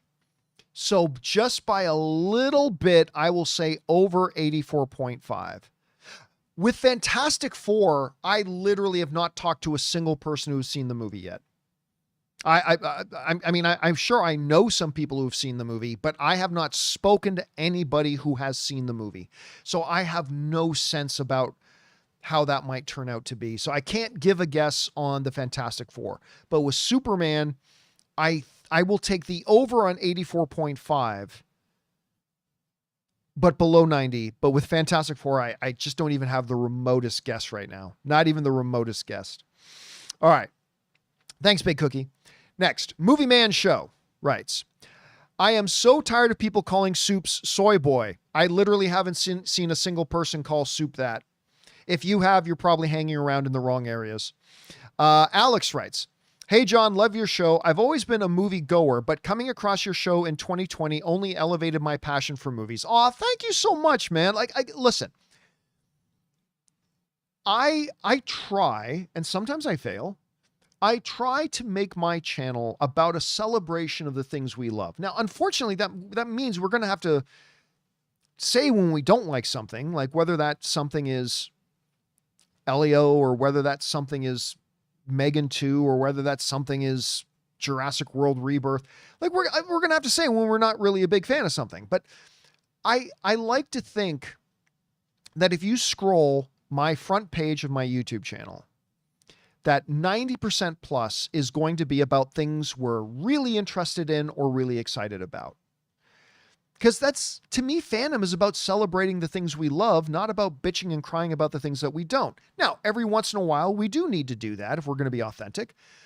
But I like to focus more on the things that I'm really interested in or the things that I celebrate. That's just what I'm interested in. Other people want to make their YouTube channels about how everything sucks and everything's awful and basically they want to make their YouTube channels a living version of Peter Griffin's What Grinds My Gears. And I get it. That gets your little whore clicks. Like, sell out your crying vagina for whore money. I get it. And it does. I mean, I can't take that away from it. Negative stuff, bitching and crying and complaining and whining and screaming and trying to spread fear and all that kind of stuff, that gets attention and that gets clicks. It does. So I get it. You know what really bothers me? Can I tell you this? I'm going to share something with you that really quite bothers me. Because this is an example of the truism that kind of stuff does get attention and gets a lot of attention. I'm going to see if I can bring this up on my screen. Let me see if I can bring it up on this screen. Okay, I'll bring it up on this one. All right. Do you see up where it says the John Campea Show? Like up here at the top, right? The John Campea Show. This is a list here. That's the playlist of the John Campea Show episodes. Now you look at the one right here on the far left and the one here on the far right. These are purposefully very identical looking thumbnails to two different episodes of the John Campea Show. The one on the far right is when we talked about the positive reactions that are coming out of Superman, that we've talked to people who love it, and the instant fan reactions we got from those Philippines and Brazil screenings, and everybody saying they loved it. And it's got a picture of Superman with the words amazing beautiful, holy shit, epic, right? Then on the left, we got a picture of Superman with an episode we did recently of Superman looking more sad with the words disappointment, convoluted, it's a mess. One is talking about all the positive stuff. The other one, way over there, is talking about the one negative reaction I got from a person I know who saw the movie. This is a really depressing thing to me about the state of YouTube. By far, these two identical looking thumbnails and shows, but one is big positive and one is negative. By far, the negative one got more traction. The negative one got more views. The Superman one, amazing, beautiful, epic, got 67,000 views.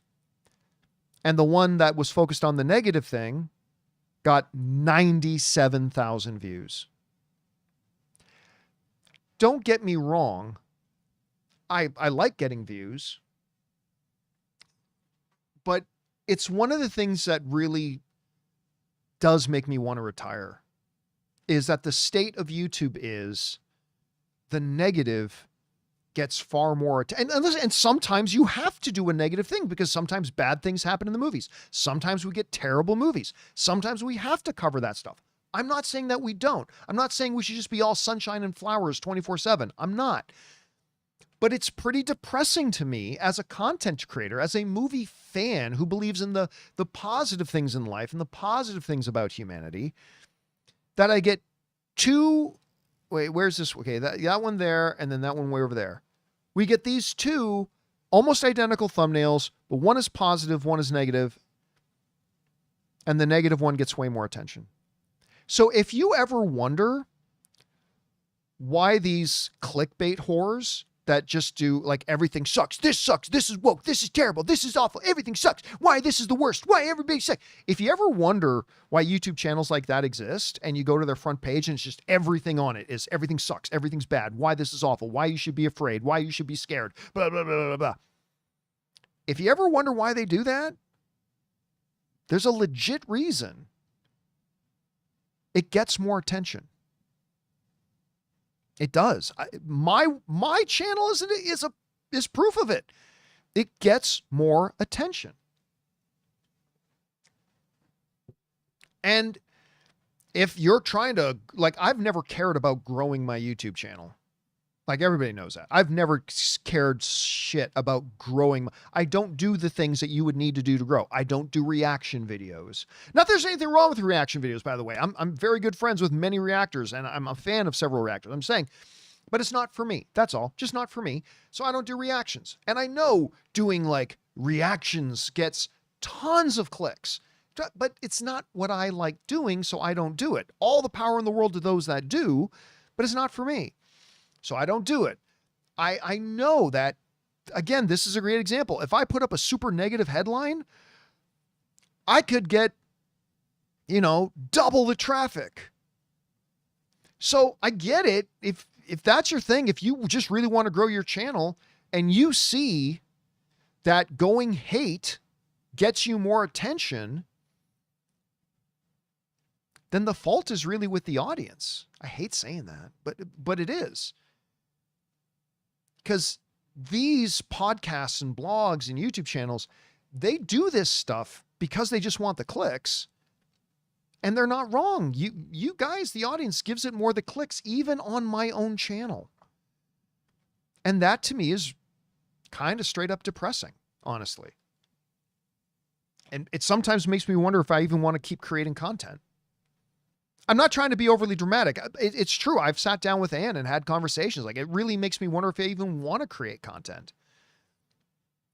Every once in a while, you got to do something negative because that's what's happening. But it's just depressing to me that it gets way more attention and way more clicks and way more views than the stuff that I'm happy about and that I think are good and that I'm celebrating. And again, I'm just being real with you guys. It's kind of a depressing thought to me that happens, but it is true. That is what happens, and it sucks. And yeah, but so anyway, again, getting back to what Alex was writing, that I always want to be, and maybe it's hurt my channel growth, and I'm okay with that. I've earned a very good living. Thank you, everybody, very much. My career has been nothing but an unmitigated success. I made the decision many years ago to work for myself. I made the decision that this is what I wanted to do. And my career for 20 years has been nothing but one amazing success after another. Some stumbles along the way, mistakes made, absolutely. But as I near the end of my career, I mean, I've been able to buy my house, buy our cars, put all the money I need away into my investments. I've been able to pay for my wife to get a couple of more master's degrees and her doctorate at a school like USC. I'm able to financially retire right now if I wanted to. You know, I have been nothing, and I'm very cognitive of the fact, as much as I cry and say, yeah, people watching my negative stuff, and I cry about that. The reality is I'm very cognitive of the fact that I've been very successful, and I'm very blessed, and I'm incredibly grateful and all that kind of stuff. And I've had a great career, but I want my channel to go out whenever I am done. And as you guys now know, I've extended my career a bit because I've been able to get that van and sign a new sponsorship deal and all that kind of stuff. But I want to do my channel the way I've always done it, which is I want to focus primarily on the things that I love. I want to focus on the things that I celebrate. I want to focus on the things that I find interesting. That's what I want to focus on. And yeah, we're going to have to talk about it when a movie is garbage. And yeah, we're going to have to talk about it when AMC does something stupid like adding even more trailers or commercials. That will have to happen, and that will happen. But I always want the main focus to be on the things I love. And I've always said this about a fandom. The way you can tell that if your fandom that you're involved in is toxic or not is when people look at your fandom, do they identify you by the things you love? Or are you most identifiable by the things you hate? If your group that you're in is most identified by what you hate, time to find another fandom to be a part of. Anyway, that's just kind of my take on it. All right. Next up, we've got Bobby Jackson, who writes, "Hey, John, did you know that AMC and others sell their popcorn buckets online?" Oh, I did not know that. No. Marcus Theaters is selling the Galactus bucket now, and AMC is coming soon. Okay, number one, thank you for letting me know that, Bobby Jackson. I did not know that, as a matter of fact. But that makes sense. I mean, why? Look, these things are becoming major collectibles, right? Some popcorn buckets are not so good, but some are great. Like some of the best ones we've had. Obviously, the Deadpool and Wolverine one was great. The Gladiator 2 popcorn bucket with the arena, great. A couple of the new Superman one look great.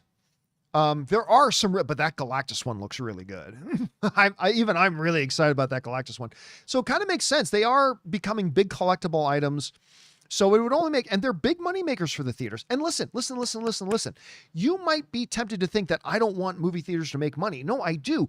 I just want movie theaters to make more money when we as audience members are getting something for it. Like we're getting a value for it. And listen, if you can make some big collectible popcorn bucket that people want to buy, that's great. I love that the movie theaters are making money with that. So yeah, them selling it online makes sense. But I did not know that before, Bobby. Now I do. And now I know I can jump online and maybe order a couple of them. All right. Next up, Daniel writes, "I think I'm going to stay off YouTube/social media until I see Superman. That might not be a bad idea. It's just getting out of hand with the topics, reviews, etc. People are making such a big deal and we want to enjoy the movie." Okay, yes, but Daniel, I would also encourage you that you should not let what other people think or speculate or guess at or, project affect whether or not you enjoy the movie or not. It really should make no difference in the world. Like, I'm guessing this might happen, but maybe this happens. I'm nervous about this. I'm excited about that. Okay, that's all great. Like, that's what we as film fans like to do. We like to talk about these things. But none of that should affect your enjoyment of the movie. Like, this is one of the things I always tell my fellow film fans is that, listen, I go into every movie with some theories. I go into every movie with some thoughts about whether I think it'll be good or I think it'll be bad. We all do, right? We go into every movie with that. The key is when it's time to walk through those theater doors, take all that baggage, take all the talk, and take all the speculation and all your thoughts about whether what you're about to watch is going to be good or bad, and this will work and that won't. Take all of that, put it in a box, and leave it at the door. Leave it there and go in clean slate and just appreciate or dislike the movie based on its own merits, not on what you thought was going to happen, how good you thought it would be, how bad you thought it would be. And then bring all that into consideration once you walk out of the theater again. So I would say, yeah, you might want to avoid some things for some spoilers, but if it's all that other stuff, man, I would just say you got to get to a point where you don't let that affect your enjoyment of a movie. Maybe you don't enjoy certain conversations. We'll stay out of those then. Absolutely. 100%. But yeah, you shouldn't let it affect your enjoyment of the movie. All right. Next up. Thanks for writing in, Daniel. Taiwan writes, what do you think Superman needs to achieve rating wise to be deemed a success for DC Studios? What do you think will be the final Rotten Tomatoes score? Well, somebody else was just asking that. I think it'll be somewhere between 80 and 90. Now, I only base that on all the people I've already talked to, a number of which are Rotten Tomatoes critics. So my guesstimation right now, and it could be off by a lot, but my guesstimation right now is that Superman will end up in the 80 to 90 range. I think if it's above 75, then it's a big win. I think if it can be above 75, I think you're looking at a win. Because if I go over to Rotten Tomatoes and I look up Man of Steel, right? Again, I think the most underrated comic book film of all time, that's got a 57%. And a not bad, but a not great either, 75% audience rating.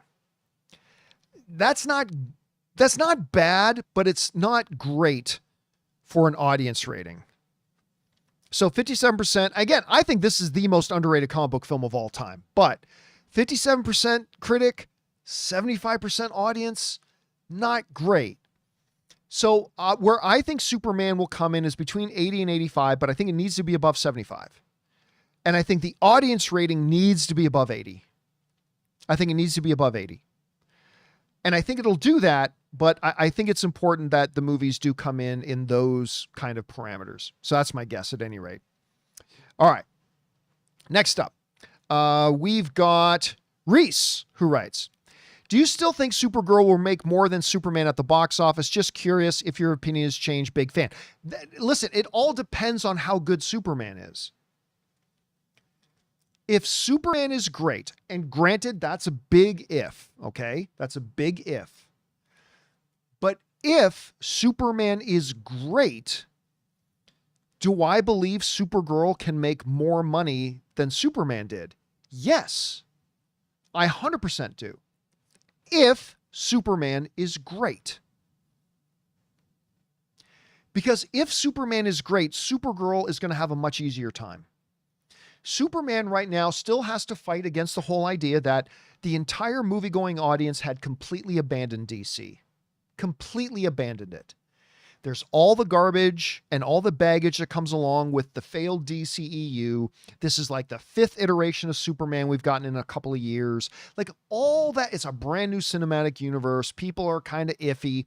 The state of comic book movies overall is more mediocre today than it was 8 or 9 years ago. It's got a lot going against it. If it can be great, it'll reset some of those problems. It will remove some of those obstacles. And people are going to be, because we're going to meet Supergirl in the Superman movie. So if Superman is great, then I think all those people who saw it are going to go back to see Supergirl, and even more people will too. So yes, if Superman is great, and that's a big if, then yes, I do believe Supergirl will make more.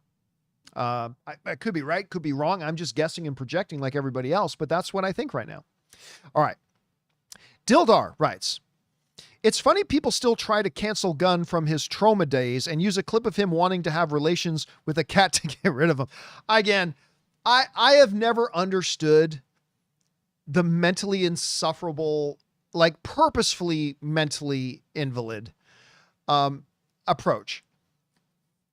Like there was stuff that James Gunn used to write and tweet that you absolutely should not and do not do today. Absolutely. But humor was different at the time. This was in his trauma days when like saying shocking things was the thing to say and all that kind of stuff. That's why I thought one of the only bad decisions Alan ever made at Disney, when Alan was the big head of the studios and all that kind of stuff, him deciding to part ways with James Gunn was his biggest mistake. I thought they should have taken more time.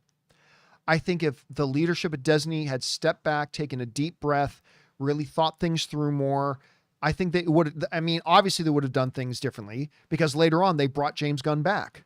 They had to plead James Gunn. They had to plead with him to come back. I think that was one of the big mistakes that they made. But listen, like whenever you do, the stuff about the internet is that it's there forever. And I think with what happened with James Gunn should be an absolute lesson to everybody that when you throw shit online, that shit is there forever.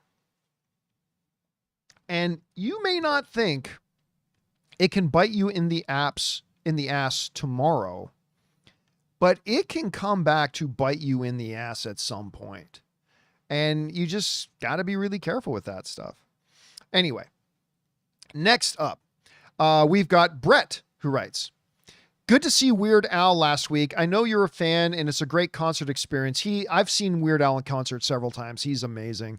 Highly recommended. Huge smiles all around. Love the show, John. Yeah. I didn't get to go to his show last week. He did a show here. He's in Las Vegas right now. Ann and I thought about driving out, but he did a show here in Riverside like a week or two ago. And I got sick the day before the show and I couldn't go. So Ann went with our friend because I couldn't go. And it's really sucks because she got the tickets for me. But guys, I cannot recommend this highly enough. If you get a chance to see a Weird Al concert, go to a Weird Al concert. It's seriously one of the most fun concerts you can ever go to. It's an absolute blast. The musicianship is amazing. Like the musicians he has play with him are all world class. They put on a great, fun, entertaining show. Absolutely go to see a Weird Al concert if you can. It's a hell of a show. Hell of a show. Long, long time ago, in a galaxy far away, Naboo was under an attack. And I thought me and Qui-Gon Jinn could talk the Federation in to maybe cutting them a little slack. But their response, it didn't thrill us. They locked the door and tried to kill us. But we escaped from that gas and met Jar Jar and Boss Nass. Anyway, yeah, big Weird Al guy. Sorry, I almost turned this into a full concert. Okay, next up. We go to, where are we at now? I've lost my place. No, there we are. We go to Bobby, who writes, would you rather experience OG Star Wars for the first time every time you watch it, or have the Leafs win the Stanley Cup? Leafs win the Stanley Cup, or have the theaters give exact start times. No, theaters giving the exact start times, that is a peeve. That's a problem and all that kind of stuff. But guys, make no mistake about it. Like, I don't talk about it a lot on my show because I know a lot of my American friends don't understand the glory that is hockey. The magnificence and the glory that is hockey, and how on the 8th day, God, in all of his perfection, created the Toronto Maple Leafs. The Toronto Maple Leafs. And to me, like, yeah, I know I don't talk about it a lot, again, because a lot of you guys don't understand hockey, don't talk about hockey, and aren't interested in hockey. That's all fine. I bleed blue and white. Okay? I bleed a color of blue and white. If I was not doing this, I would be doing sports broadcasting, and I would absolutely be doing a full-time Toronto Maple Leafs YouTube channel. 100%. Actually, whenever I do eventually retire, as a hobby, I will probably start doing a Toronto Maple Leafs YouTube channel. I was actually yesterday, I won't say who, but I was actually talking with, I guess I can qualify them as a movie star. I was going back and forth with a movie star yesterday that you guys know, and about the Maple Leafs and how my Maple Leafs are much better than their team. And we had this huge back and forth. Someday I'll share it, but maybe if I do ever start my own Toronto Maple Leafs YouTube channel, the first thing I'll lead off with was this conversation. But yeah, 100% it would be the Toronto Maple Leafs to win the Stanley Cup. 100%, no doubt. It's never going to happen, but 100%, no doubt. That's what it would be. All right.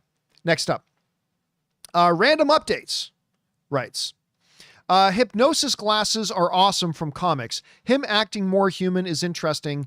It's more Smallville-like than stoic Snyder-Man. I can't wait. Listen, again, I don't misinterpret me. Like when I say that certain things James Gunn are doing are going to be welcome additions, good to bring these things back, all that kind of stuff. That is not, by extension, a criticism of how Zack Snyder decided to handle Superman. I loved that Superman. I loved Henry Cavill's Superman and everything about it. It was a very different way of doing Superman, and I thought the effect was great. But it's also time to go back, right? There was a time for that, and for me it worked. For a lot of people it didn't, and I respect that. But it's now time to go back to the more classic ideas of Superman. The colorful, the bright, the hopeful, the optimistic, the joyful. It's time to go back to that. Again, that doesn't mean that what they did wasn't good. It was great, but it's now time to do something different. So yeah, I think it's time for that as well. All right. Next up, we've got Brian Bledsoe, who writes, if we can have two Batmen in the DCU without audience confusion, why can't we have two Spider-Men in the MCU? Well, there's two different things. Number one, there are not going to be two Batmen in the DCU. Matt Reeves's Batman is not in the DCU. It's not. I don't know how to make it any clearer than that. Matt Reeves's, Robert Pattinson's Batman is not in the DCU and will not be in the DCU. The DCU is going to have one Batman. That doesn't mean you can't have another Batman in another cinematic universe. Matt Reeves's does. But you're not going to have two Batman in the same MCU or in the same DCU. You're not. So the comparison doesn't work. So no, you're not going to have two Spider-Men in the MCU. But you can have a Miles Morales in his cinematic universe, in the Spider-Verse stuff, which is like some of my favorite animated films of all time. And you can have Tom Holland's Spider-Man. But yes, there is not two Batmen in the DCU. There's not. There's one. And we don't even have him yet. We're going to have one. And then the Matt Reeves Batman is a totally different cinematic universe. Owned and controlled by DC, yes, but it's a completely different cinematic universe. So you can't make the comparison, unfortunately. Anyway, thanks for writing in, Brian. I appreciate it, man. Next up, Big Mouth Stan writes, was it weird seeing Superman punch one of Lex Luthor's henchmen's teeth out of the trailers? It felt like it wasn't true to his character. Absolutely, it felt true to his... What are you talking about? Didn't feel true to his character. 100% it did. In most iterations of Superman in the comics, he holds back his strength because his goal isn't bodily harm. Well, okay, yeah, but again, you punch somebody in the mouth, their teeth may get knocked out. I don't have superpowers, all right? I don't have superpowers, but I've knocked teeth out. A guy I was sparring with a number of years ago did not have superpowers, and it wasn't his fault. It was my fault. Okay. He wasn't going to, when I was supposed to have one hand up, I dropped it and he threw his punch, hit me here. You guys might remember for a long time, I had a broken tooth right here. I don't know if you guys remember that. For about a year, I had a broken tooth there. He didn't have superpowers. He's just a regular guy. And when I dropped the wrong hand, he punched me in the mouth And my own fault, because we were doing the pad exercises and broke my tooth. If Superman isn't holding back, when he punches that guy in the head, that guy's head is coming off his shoulders. It's not even coming off his shoulders. If Superman's not holding back, then when he hits his face, his whole head will just liquefy immediately. Superman is clearly holding back. Plus, you and I don't know what the context of that is. Are those guys wearing, because he's flying in the air, is he wearing some kind of suit that gives him superhuman powers? Is he some kind of souped up super soldier? I mean, I'm just saying we don't know, right? It's not like this guy, because this guy is flying in the air. That's not what normal people can do. But again, punching somebody in the face and their teeth getting knocked out, you don't need superpowers to do that.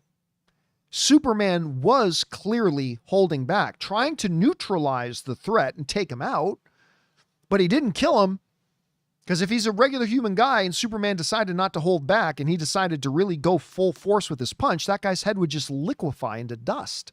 So yeah, anyway, there's that.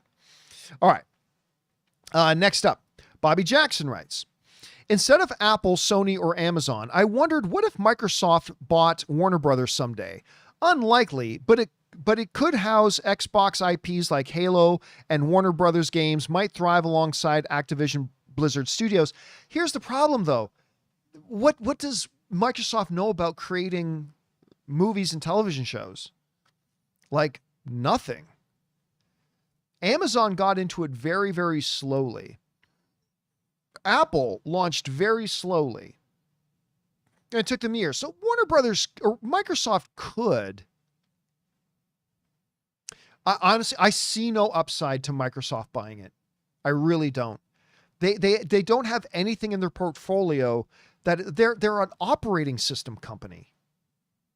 At least Amazon was started as a book company, right? At least they were kind of into stories in a way. I just don't see any benefit, to be honest with you. Again, it's not an impossibility though, Bobby. I mean, they've got a ton of money. They could do that if they wanted. But the two things are, number one, they've never done anything that tells us they're trying to get really fully into the entertainment game, or at least the movies and television show game. And number two, I don't know that they bring anything to the table.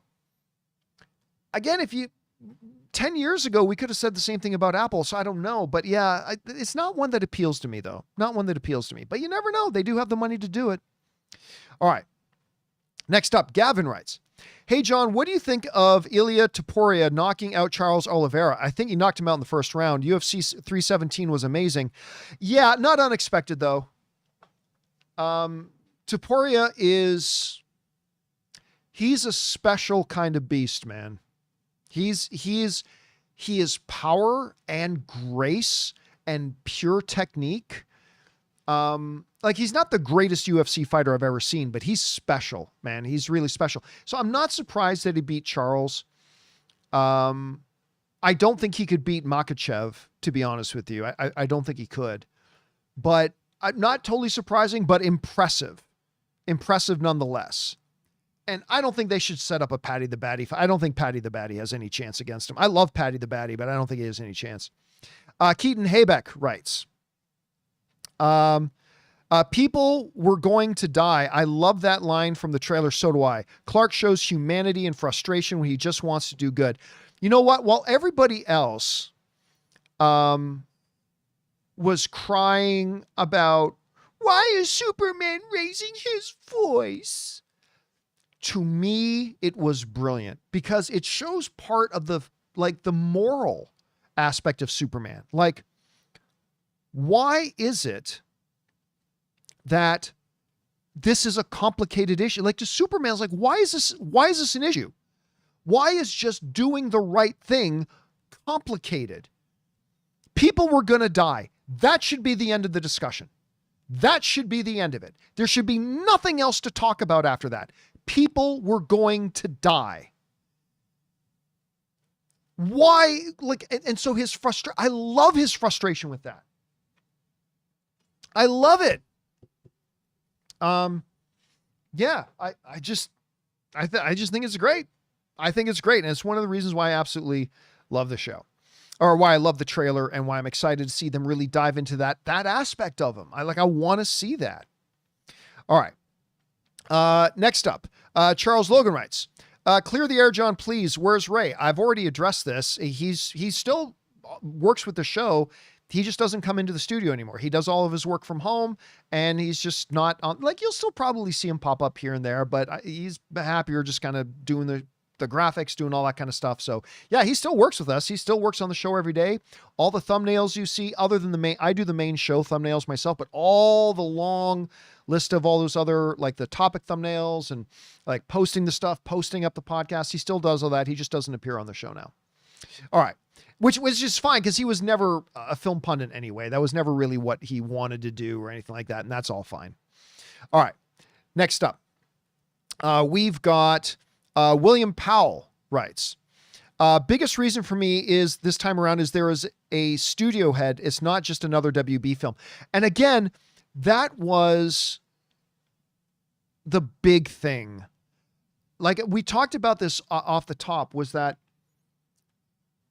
one of the big problems with what Warner Brothers did is that every filmmaker could go in any direction they wanted. And I get it. Philosophically, to some people, it's like, oh, so the auteur filmmakers can just make their vision without worrying how it fits into the overall cinematic universe. Philosophically, I get the appeal to that, but on a practical level, all it really does is create inconsistency and kind of leaves you in a mess. Just having somebody who is truly the head of the studio kind of orchestrating everything and to keep everything in bounds, I think is a really, really important thing for them to do. All right. Next up, we got James Bonner, who just sends in a super chat badge to be supportive. Thank you, man. I appreciate that. Next up, my friend Kevin Rubio writes, I'll be in town for Superman. Would love to get together. You know what? Here's the thing. I'm terrible at this, because I get so many like text messages and stuff. I don't know, Kevin, if you're watching right now, my buddy Kevin actually texted me like a week or two ago, and I've totally not gotten back to him. I keep thinking, oh, I got to get back to Kevin. I never have. Anyway, so Kevin, I will respond to the text message you sent me. I'm sorry that I haven't gotten around to it yet at this point. All right. Next up, Danito writes, are you not concerned that there's no one above James Gunn at WB supervising the movie? Seems risky to have a CEO also be the director without it. Well, I mean, okay, so first of all, no CEO has somebody over them supervising them, right? That's just the thing. But look at what happened to George Lucas when it came time to make the gutter fire trash prequels. Nobody could tell George Lucas no. That was a big problem. George Lucas, who, again, I will always have an altar in my house that I burn incense to George Lucas. But one of the big problems was nobody could tell George no, because he had all the power. And I'll never forget, in one of the behind the scenes features of The Phantom Menace, him walking into this room where they were doing storyboarding, and he's standing there with his group of yes men and saying, everything depends on Jar Jar. Like this movie's going to work or not work. It's all going to be about Jar Jar. And you could kind of see the look on some of his execs' faces going, it's not going to work, George. Jar Jar's a bad idea. This is a terrible, terrible character. But nobody could say that to George. So when you have a director who is also the CEO, and Dan's saying, doesn't he have Peter Safran? Peter doesn't get involved creatively. Peter's more of the producer angle, the executive angle, business angle. He's not going to Peter doesn't get involved creatively. That's why he's a great partner for James. You are set up where you could have the same shortcomings. However, the thing that James Gunn does that alleviates that for me, Rob and I talked about this on the show the other day. James Gunn has these sessions before they start shooting that he has with all of his department heads and his creatives and his producers and stuff like that. It's called a pre-mortem. That's what James Gunn calls it, a pre-mortem. You know, a post-mortem is after somebody dies, you know, the doctors examine what caused the death. James Gunn has these things that he calls a pre-mortem, where he gets all these people together that he trusts. All the headline people working on the movie. And before they start shooting, before day one of shooting, he sits down and he says to them all, okay, let's look into the future 2 years from now, and let's say our movie is a complete failure and flops and doesn't work. What are the things that 2 years from now we might point back at and say, that's the reason our movie failed, or that's the movie our thing failed? So let's try to project right now. What are the things that we're doing right now and that we're preparing to do that 2 years from now, if our movie flops, we're going to point back to these things and say, these are the reasons our movie flopped. Let's try to identify those right now. And he listens to the people around him. He makes the final decision, but he actively seeks out. This is one of the things I've talked to people that have worked with James Gunn going back 15 years. And one of the things that James Gunn does as a filmmaker, let alone as a studio executive, is he always goes and says, what are we doing that's wrong? Tell me if my idea is bad. And he puts it out to all of his people. What are the things that I'm doing right now that could ultimately lead to this being a disaster? And I got to believe that if George Lucas had had that before making The Phantom Menace, one of his people would have raised their hand and said, George, maybe Jar Jar could be a good character, but Piusa is not going to work. The way we're doing Jar Jar is not going to work. But George never had that. And James Gunn does.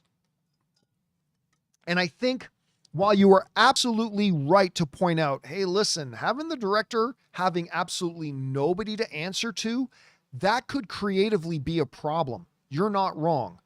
But I think the reason I don't sweat about it too much is just because we've seen how James Gunn deals with this. He deals with it as he listens to people. He constantly surrounds himself with people and asks them to identify where they think he's going wrong. And then he actually listens. But again, that is something that could go wrong. You're not wrong about that. That is something that could go terribly wrong. All right. Let's keep going here. Next up, we got John Darius, who writes, hey, John, love your work since the AMC days, and I hope you're doing well. Thank you so much. Do you think we will indeed get a World's Finest film for the sequel, or do you think it's something else entirely? So somebody else asked me that once, and this, again, I might be totally wrong about this, but I honestly think this is what will happen. I do not think we're going to get a World's Finest movie before we get Justice League. And the reason I don't think we're going to get a World's Finest before Justice League is because, I'm sorry, like, all due respect to all the other great characters in DC, whether it's Aquaman, Cyborg, Flash, even Wonder Woman, Superman and Batman. DC has the Trinity, Superman, Wonder Woman, and Batman. Absolutely. But guys, there's no argument. The two most popular characters they have are Batman and Superman. They just are. Okay. I'm not saying they're the best characters they have, although I think they are, but they are the most popular ones they have. If Justice League is meant to be your movie, that is the big build-up thing, right? Justice League is the big build-up thing. If you do Batman and Superman together first, I think Justice League is just going to feel like World's Finest 1.5. Like, basically having a World's Finest, Batman and Superman together, that is basically a Justice League level movie. So if you do that first, then I don't think Justice League is going to feel all that big of an event, because we've already had the two most important characters do a movie together. So my thought is, and I could be way wrong. I'm just a fan speculating. I could be totally wrong about this. Doesn't matter. But my guess is I think we get a Justice League movie, and we won't get one anytime soon, but I don't think we're going to get a World's Finest until after Justice League. Again, I could be totally wrong about that, but that's kind of my guess at the moment. All right. Next up. Let's see. Gurumi writes, "Hey, John, I'm often amazed how you can recall lines and lyrics from old movies and TV shows. I can't remember even some major plot points from my favorites. How do you have such an amazing memory?" Well, listen, to be fair, while, yeah, it is true. I can remember lines of dialogue from a movie I saw 20 years ago and like remember everything about the movie. But as going all the way back to the movie blog days, I'll often just freeze on names. You ever notice that? Like I can recite word for word a conversation that Latrine has in Top Secret that came out however many decades ago. But I will sometimes freeze on the name of the actor who played the lead in Top Secret. It was Val Kilmer, by the way. But I'm just saying. But I'm like, what's the name of the guy again? What's the name of the guy? What's the name of the guy? Like I can literally just have a conversation 2 hours earlier about that guy and say his name 1,000 times. But then many of you guys have probably noticed that. But then I'll freeze on the name. Always freeze on the name. It's names. Always with me. It's always names. So while I remember every detail about movies, well, I mean, and sometimes I don't, but a lot of times I will. At the same time, you'll be hard pressed to find somebody who will just have brain freezes on something as simple as names. It's like, damn it, what was the name of the girl again in the Pirates of the Caribbean? It was Keira Knightley, but I'm like, what was her name again, guys? Live chat, help me out. What was her name again? Oh, Keira Knightley. Like, so yeah, I can remember all these details, and I can remember all this dialogue, and I can remember all these story points, but I'll freeze on names. It's the craziest thing. It's always been a thing with me. I have brain farts on names. All right. And dates. I'm terrible with dates. Like I've never, ever been a movie dates guy. I don't remember dates ever. So you're totally right about that, Jason and Phil. Never remember dates. That's a Scott thing. Scott and Robert too is really good at it, but I'm not so good on dates. All right. Next up. Thanks for that, E. Johnny Weiner writes, "I saw Jurassic Rebirth on Monday and it was fun, and I will see it again Tuesday night. Both of my screenings were booked. How much chances it will get a sequel?" I don't think great. Let me just go over and check out. It's not tracking well. Listen, I'm glad you liked it. I super ran, Johnny. I'm glad you liked the movie. I did not. I was excited about it. I thought it looked great. I've been hyping it up for months. I'll be honest with you, man. There were definitely some really good things in the movie. But I was disappointed with it overall, and the tracking does not look good. So I don't know that it's going to get a sequel. Again, let's see how it does opening weekend, but right now I don't feel optimistic about its chances. We'll see though, Johnny. All right, next up. Wildebeest sends in a $20 super chat. Thank you, Wildebeest, for sponsoring us on that level, man. Appreciate that, dude. And Wildebeest writes, "I'm really excited for Superman and have tickets for Amazon Prime Tuesday preview." Me too. AMC Dolby Theater on Thursday, Regal 4DX on Saturday. Nice. And IMAX on Sunday. Based on the bad review from your friend, do you think you'll like it? Oh, listen, again, I heard one bad review from one person I know.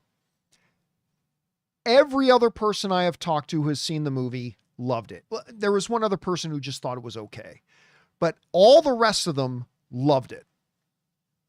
I have never disliked a James Gunn movie. I have loved the trailers. I am fully expecting I'm going to love this film. Now, then again, I fully expected that I was going to love 28 Years Later, and I didn't. I fully expected that I was going to love Craven, and that movie was terrible. You never know. I might like the movie, I might not, but I am definitely going in expecting that I'm going to love it. From everybody that I've talked to, it really sounds like it's going to be one for me. And we'll find out if that actually happens or not. We're not far away from it now, Wildebeest. Just a little over a week away. I cannot believe how close this movie is. I'm so excited for it. All right. Thanks again, man, for chatting or for tipping that much, man. That's really appreciate that, dude.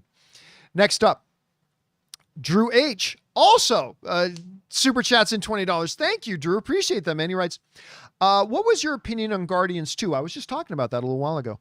I feel like it was slightly imbalanced to the humor side. I still love that movie. I think because of number 2, he was more aware of keeping that balance for 3 and subsequent movies. Yeah, listen, I've always said I like Guardians of the Galaxy 2. Like in a thumbs up or a thumbs down world, it's a thumbs up for me. I like it.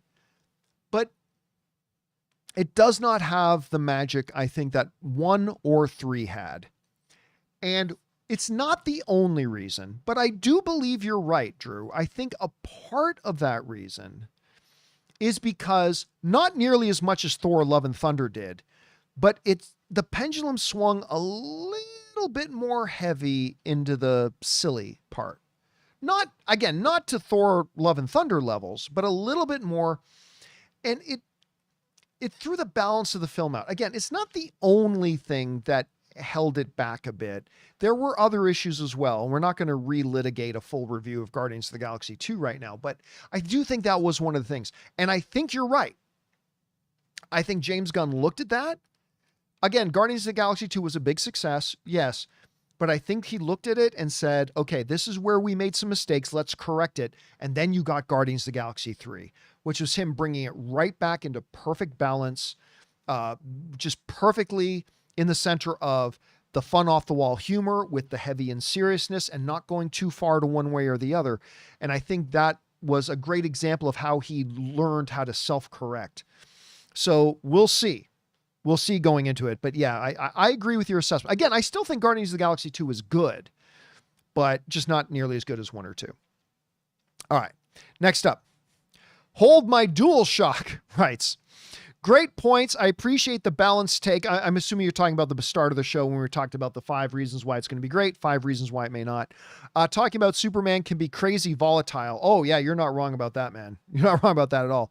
It's great hearing people discuss this film with cool heads. Now look, I think that's important. Look, am I excited about Superman? Dude, it's my most anticipated film of the year. Do I think it's going to be good? Absolutely, I think it's going to be good. But am I cognitive of the fact that it could go wrong? 100%. 100%.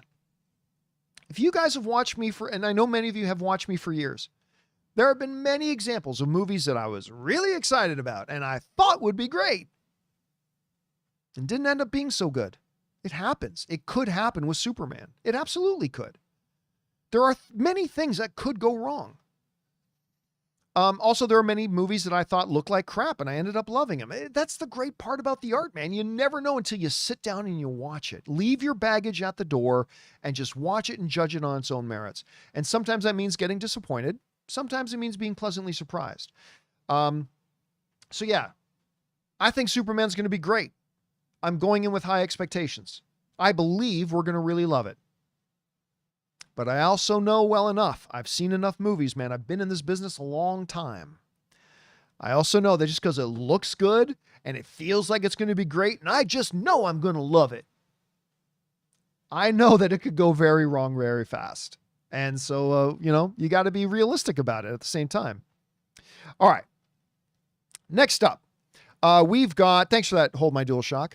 Sci-Fi Extremist writes, do you think making an echo chamber of social media to avoid obvious criticism and backlash post-Superman, do you think making an echo chamber of social media, how do you make one? They either happen or you don't. Anyway, to avoid obvious criticism and backlash post-Superman is the best, or is discourse beneficial? I don't think Superman has anything to do with it.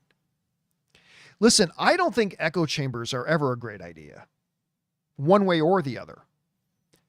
Like it's one of the reasons, like in the world of politics, I watch a lot of different news stuff and read a lot of different news stuff, but I do not watch Fox News because it's just an echo chamber. And I do not watch MSNBC News because that's just an echo chamber on the other side. I don't like echo chambers, period. Like, so if somebody comes and listen, I had a lot of people upset. Too bad. I had a lot of people upset with me for Friday's John Campea show when I decided we were going to talk about the fact that I know somebody who saw Superman that really didn't like it. And I explained on the show, I said, listen, guys, if I'm going to run onto my channel every time I hear something great about it and talk about that, then I'm also going to talk about it if honestly somebody talks to me who didn't like it. And I'm going to honestly talk about that too. We need to have this conversation. But I had a number of people write to me who were very unhappy with me. Why are you spreading negativity about Superman? I'm not spreading negativity. I'm talking about an objective truth.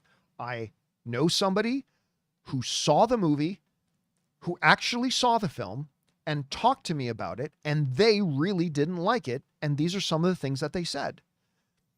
I'm just telling you the facts. Now, I emphasize it's just one person. It's just their opinion. But if I'm going to run on here and tell you, hey, I know somebody who saw it, and I've done this a number of times. I know somebody who saw it and they said they loved it and they said, I'm going to love it. Well, if I'm going to do that, then if I know somebody who's seen it and actually hated it, I should be more than comfortable with talking about that as well. And I do. It wasn't me trying to be negative. It was just me. Listen, this is both sides of it. I'm going to tell you once, I do not like echo chambers. One way or the other. Now, if I love something and I have nothing but love for it, well, then I'll just say I have nothing but love for it. If I hate something and I don't have much good to say about it, although I always try to say good aspects about a movie I didn't like Jurassic World. But yeah, echo chambers are never a good idea for anybody because all echo chambers do is they create tribes. And do you know what happens when you get tribes in fandom? Nothing good.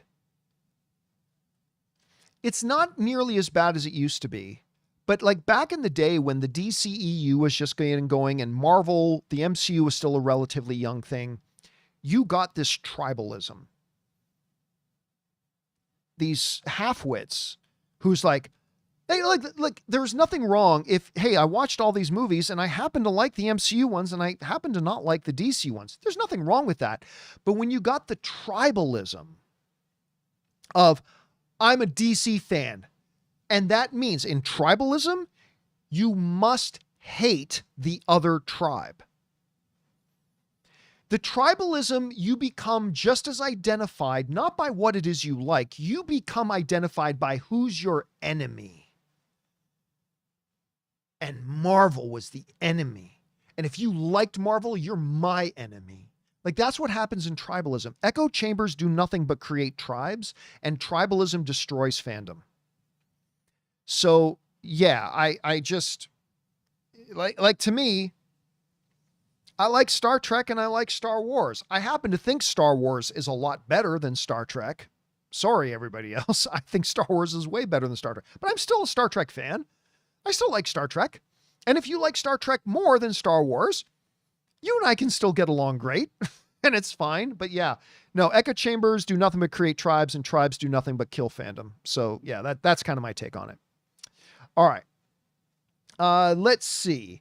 Next up, we've got John Darius who writes, what's a quality recent Batman films have been lacking? I feel like we haven't seen a true heroic Batman since Nolan that felt sure of himself and his morals. I hope Gunn brings this back for the DCU. I don't know that I agree. I don't know that I agree. The one thing that kind of, listen, I think the Christopher Nolan Batman films, particularly The Dark Knight, is the greatest Batman movie ever made, okay? There's an argument to be made that The Dark Knight may be the best comic book movie ever made. I don't necessarily think so, but it's totally in that conversation as the best comic book movie of all time. That said, I don't know that Christopher Nolan, as great of a movie as he made, again, the best Batman movie. I've said this before, and I know it upsets some people. I don't know that Christopher Nolan really totally gets Batman. Batman is kind of messed up. Batman is an entire being who came into existence as the result of brutal trauma.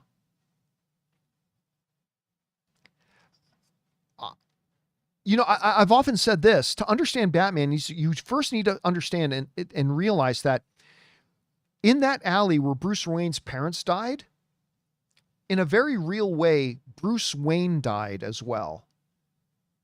That kid who saw his parents murdered in front of his eyes, that kid died that night, and the Batman was born. And when you're born in that kind of a crucible, when you're born out of that kind of trauma, you can still be clearly a good guy, but you're also a little messed up for the rest of your life. And I've often said, as great as, and again, the best Batman movie ever made, The Dark Knight, no doubt. And maybe the second best Batman movie ever made is Batman Begins. But like, Christopher Nolan never really got that Batman wasn't the mask. Bruce Wayne was the mask. That in his alone moments, he is Batman. He's not Bruce Wayne. Bruce Wayne is some fake artificial guy that Batman creates to look normal to the civilized world. Who he really is the Dark Knight. He's really Batman, who's got issues. That doesn't take away from his obvious inherent goodness, but he's got issues. And I feel like as much as Christopher Nolan made the best Batman movies ever, and he did, that is one aspect he didn't quite get. I mean, he kind of missed on a little bit. So I want to see a Batman who kind of, like Zack Snyder understood that about Batman. Like, say what you want about how his movies turned out, whatever you think, Zack Snyder and Ben Affleck understood that part of the nature of Batman. So what I want to see is something with the narrative quality of the Christopher Nolan movies, with the fundamental DNA understanding of who Batman really is, that, say, a Zack Snyder seemed to understand, and that Matt Reeves seems to understand. If you can put those things together, I think we're going to have something like really special. But we'll see. We'll see how it goes. All right. Next up, we've got Anthony C., who writes, couldn't get early Superman tickets for IMAX. That sucks, man. But I did get them for the 8th at Prime. That's more important. That's even more important. Never been. Is there a difference between Prime and Dolby? Sometimes yes, sometimes no. In AMC, all their Dolby theaters are also Primes. I call those the AMC Dolby at Prime, or AMC Prime Dolby. All Dolby theaters, at least to the best of my knowledge, all Dolby theaters in AMCs are also Primes. So I kind of use them interchangeably. Prime, Dolby, Dolby Prime, all interchangeable to me. But there are some AMC theaters that have Prime theaters that are not necessarily Dolby.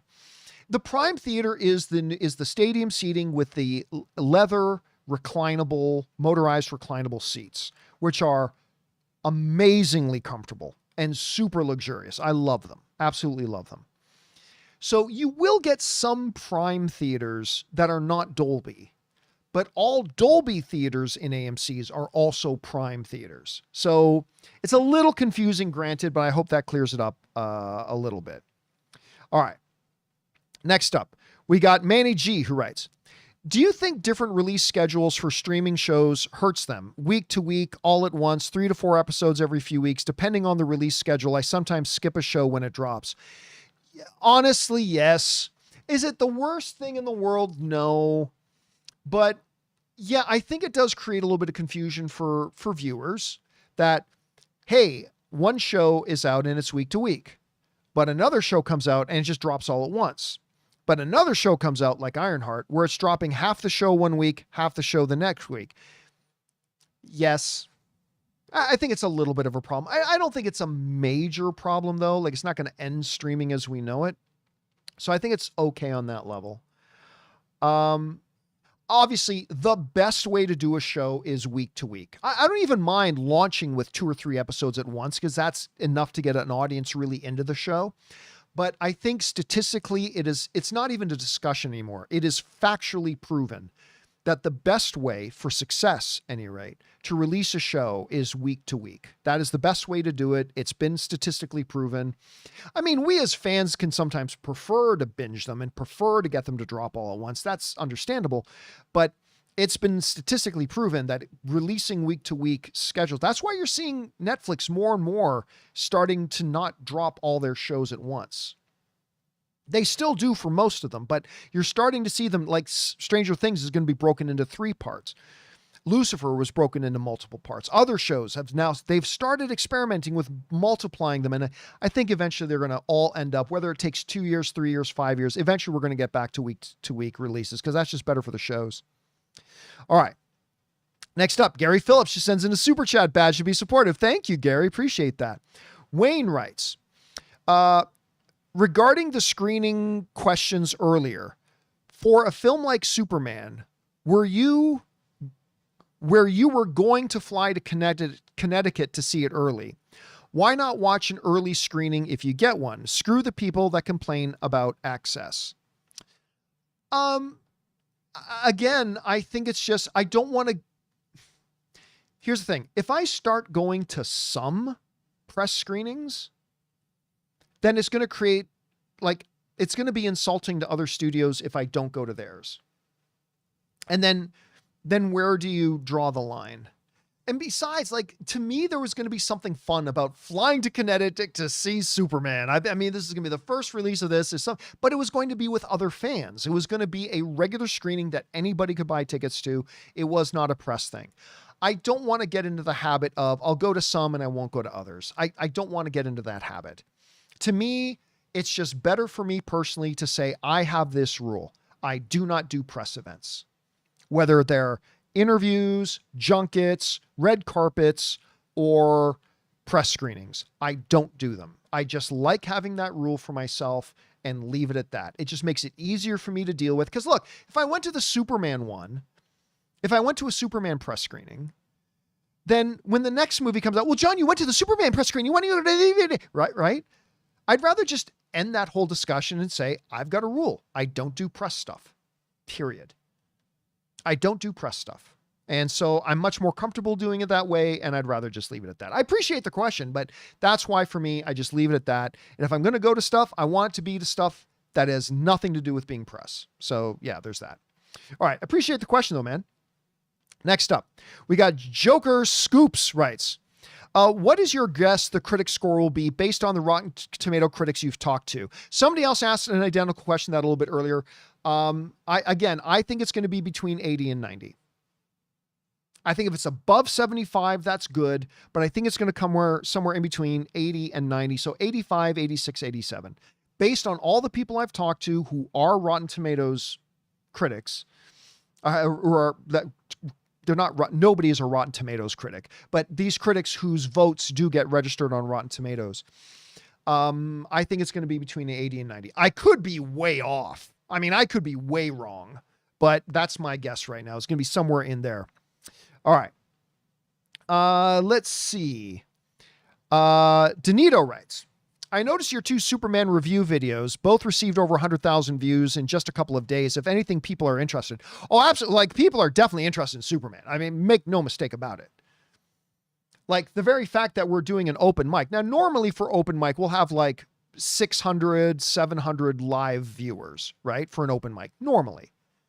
But we're talking about Superman. We have over 1,300 people watching live right now. Like, over 1,300 people are watching live. I think part of that is because we're talking about Superman, which I love talking about. But yeah, make no mistake about it, man. People are absolutely interested in Superman. All right.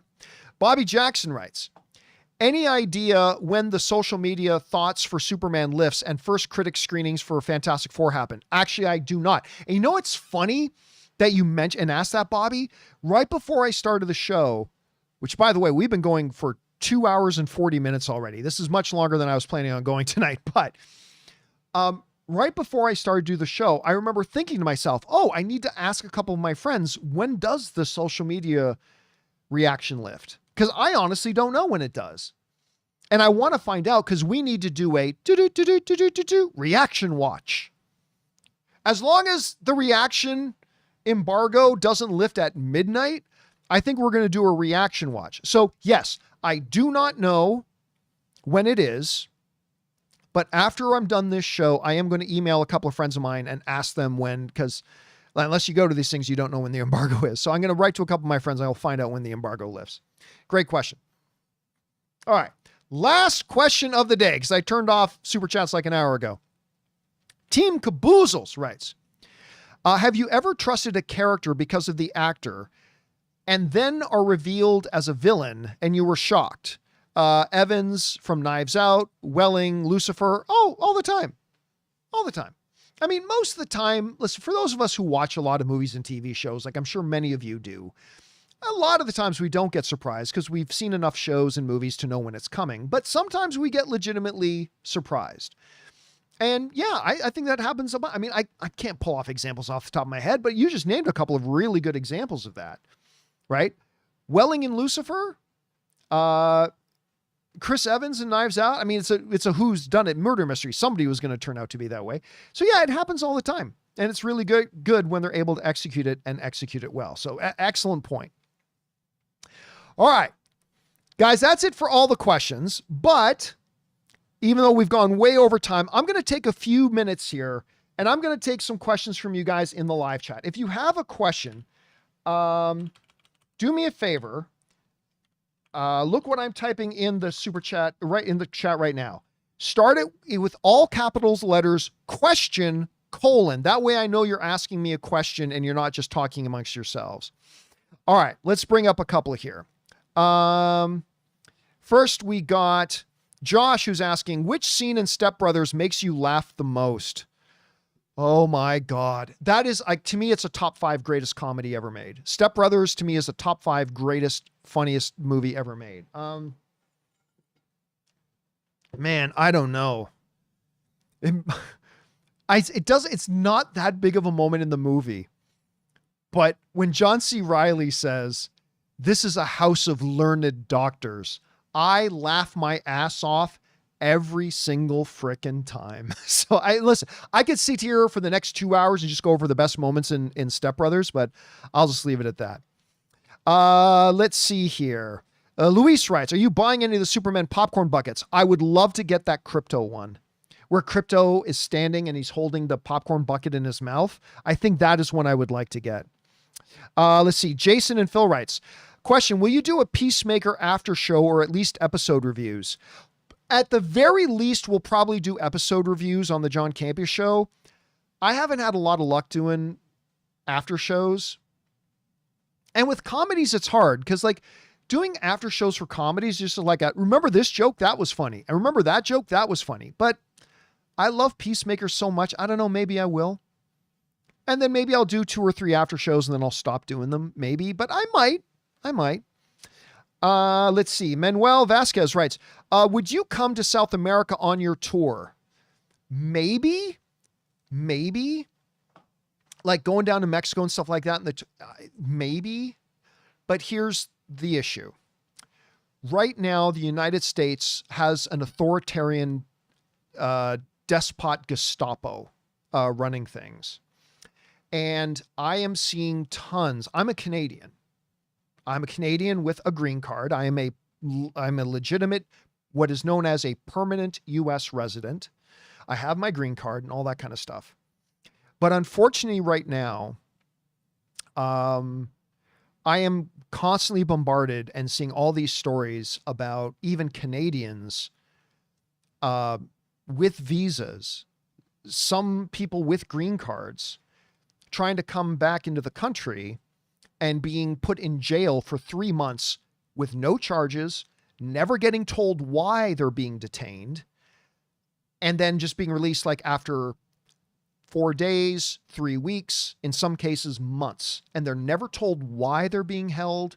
They're never given any explanation, anything like that. Sorry, guys, that's Trump's America. Look, I'm to the point that I can't even hide it anymore. My disgust. You guys elected a Emperor Palpatine wannabe authoritarian dictator. You just did everything. They're changing the Constitution. They're breaking all the rules of the Constitution.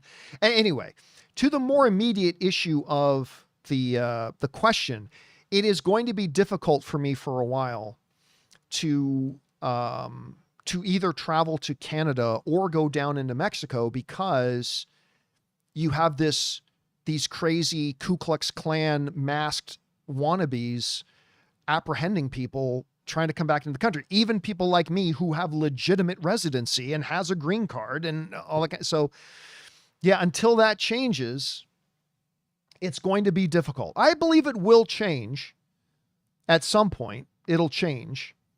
But until that does, it's going to be very, very tricky for me to go down and visit Mexico. It's even going to be very tricky for me to go to Canada. I'm not going to lie to you guys. I missed my mom's funeral.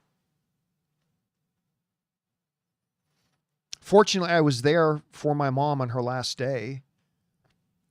And then my family decided to have a big celebration of life on her birthday weekend, her birthday month.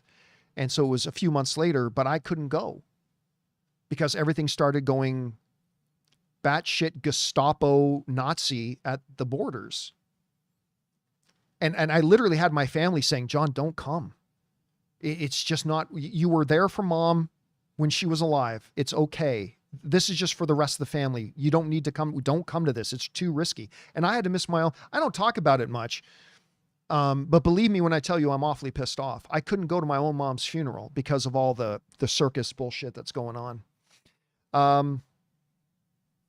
I'm getting emotional right now just thinking about it. Anyway, regardless of all that, I hope to someday be able to come down to South America and do that. I hope to someday that I'll be able to do that, but it's not going to be immediately, because I got to be very, I think all people right now, all people have to be very, very careful about crossing borders right now. It's really tough. Anyway, you know what? I was going to end it right there, but now now I feel like it's a downer. So I'm going to find another question. Let's see. Let's do this one. Broncos country. Let's ride writes. Who do you think will come out on top of the July box office race between Jurassic, Superman, and Fantastic Four? Well, listen, for the longest time, I really did think it was going to be Jurassic. I really did think, but now the projections are not all that good. Now I'm thinking Superman. I still don't think Superman will be $1 billion film, but now I'm thinking Superman. I think Superman will probably end up being the one that wins the box office. Just again, because the projections for Jurassic are not all that good. The movie's not all that good. And I think word's getting out that it's not all that good. But anyway. And all right, guys, that'll do it for today's installment of Open Mic. Thank you. This nearly 3-hour episode of Open Mic. Thank you so much for being here, guys, and making this little show part of your day. Big special thank you to all you guys who sent in questions. Number one, because you gave us great fun things to talk about. But number two, you supported this channel as you did it, and all of us involved with the show. Thank you guys so very much for your support. Hey guys, don't forget to come on back and join us again tomorrow. We already got a number of big issues lined up that we're going to talk about on the show tomorrow. Hopefully you guys are going to be able to come back and join us for that as well. So that'll do it for me for now, guys. Thanks so much for being here. My name's John Campea, and until next time, my friends, bye-bye.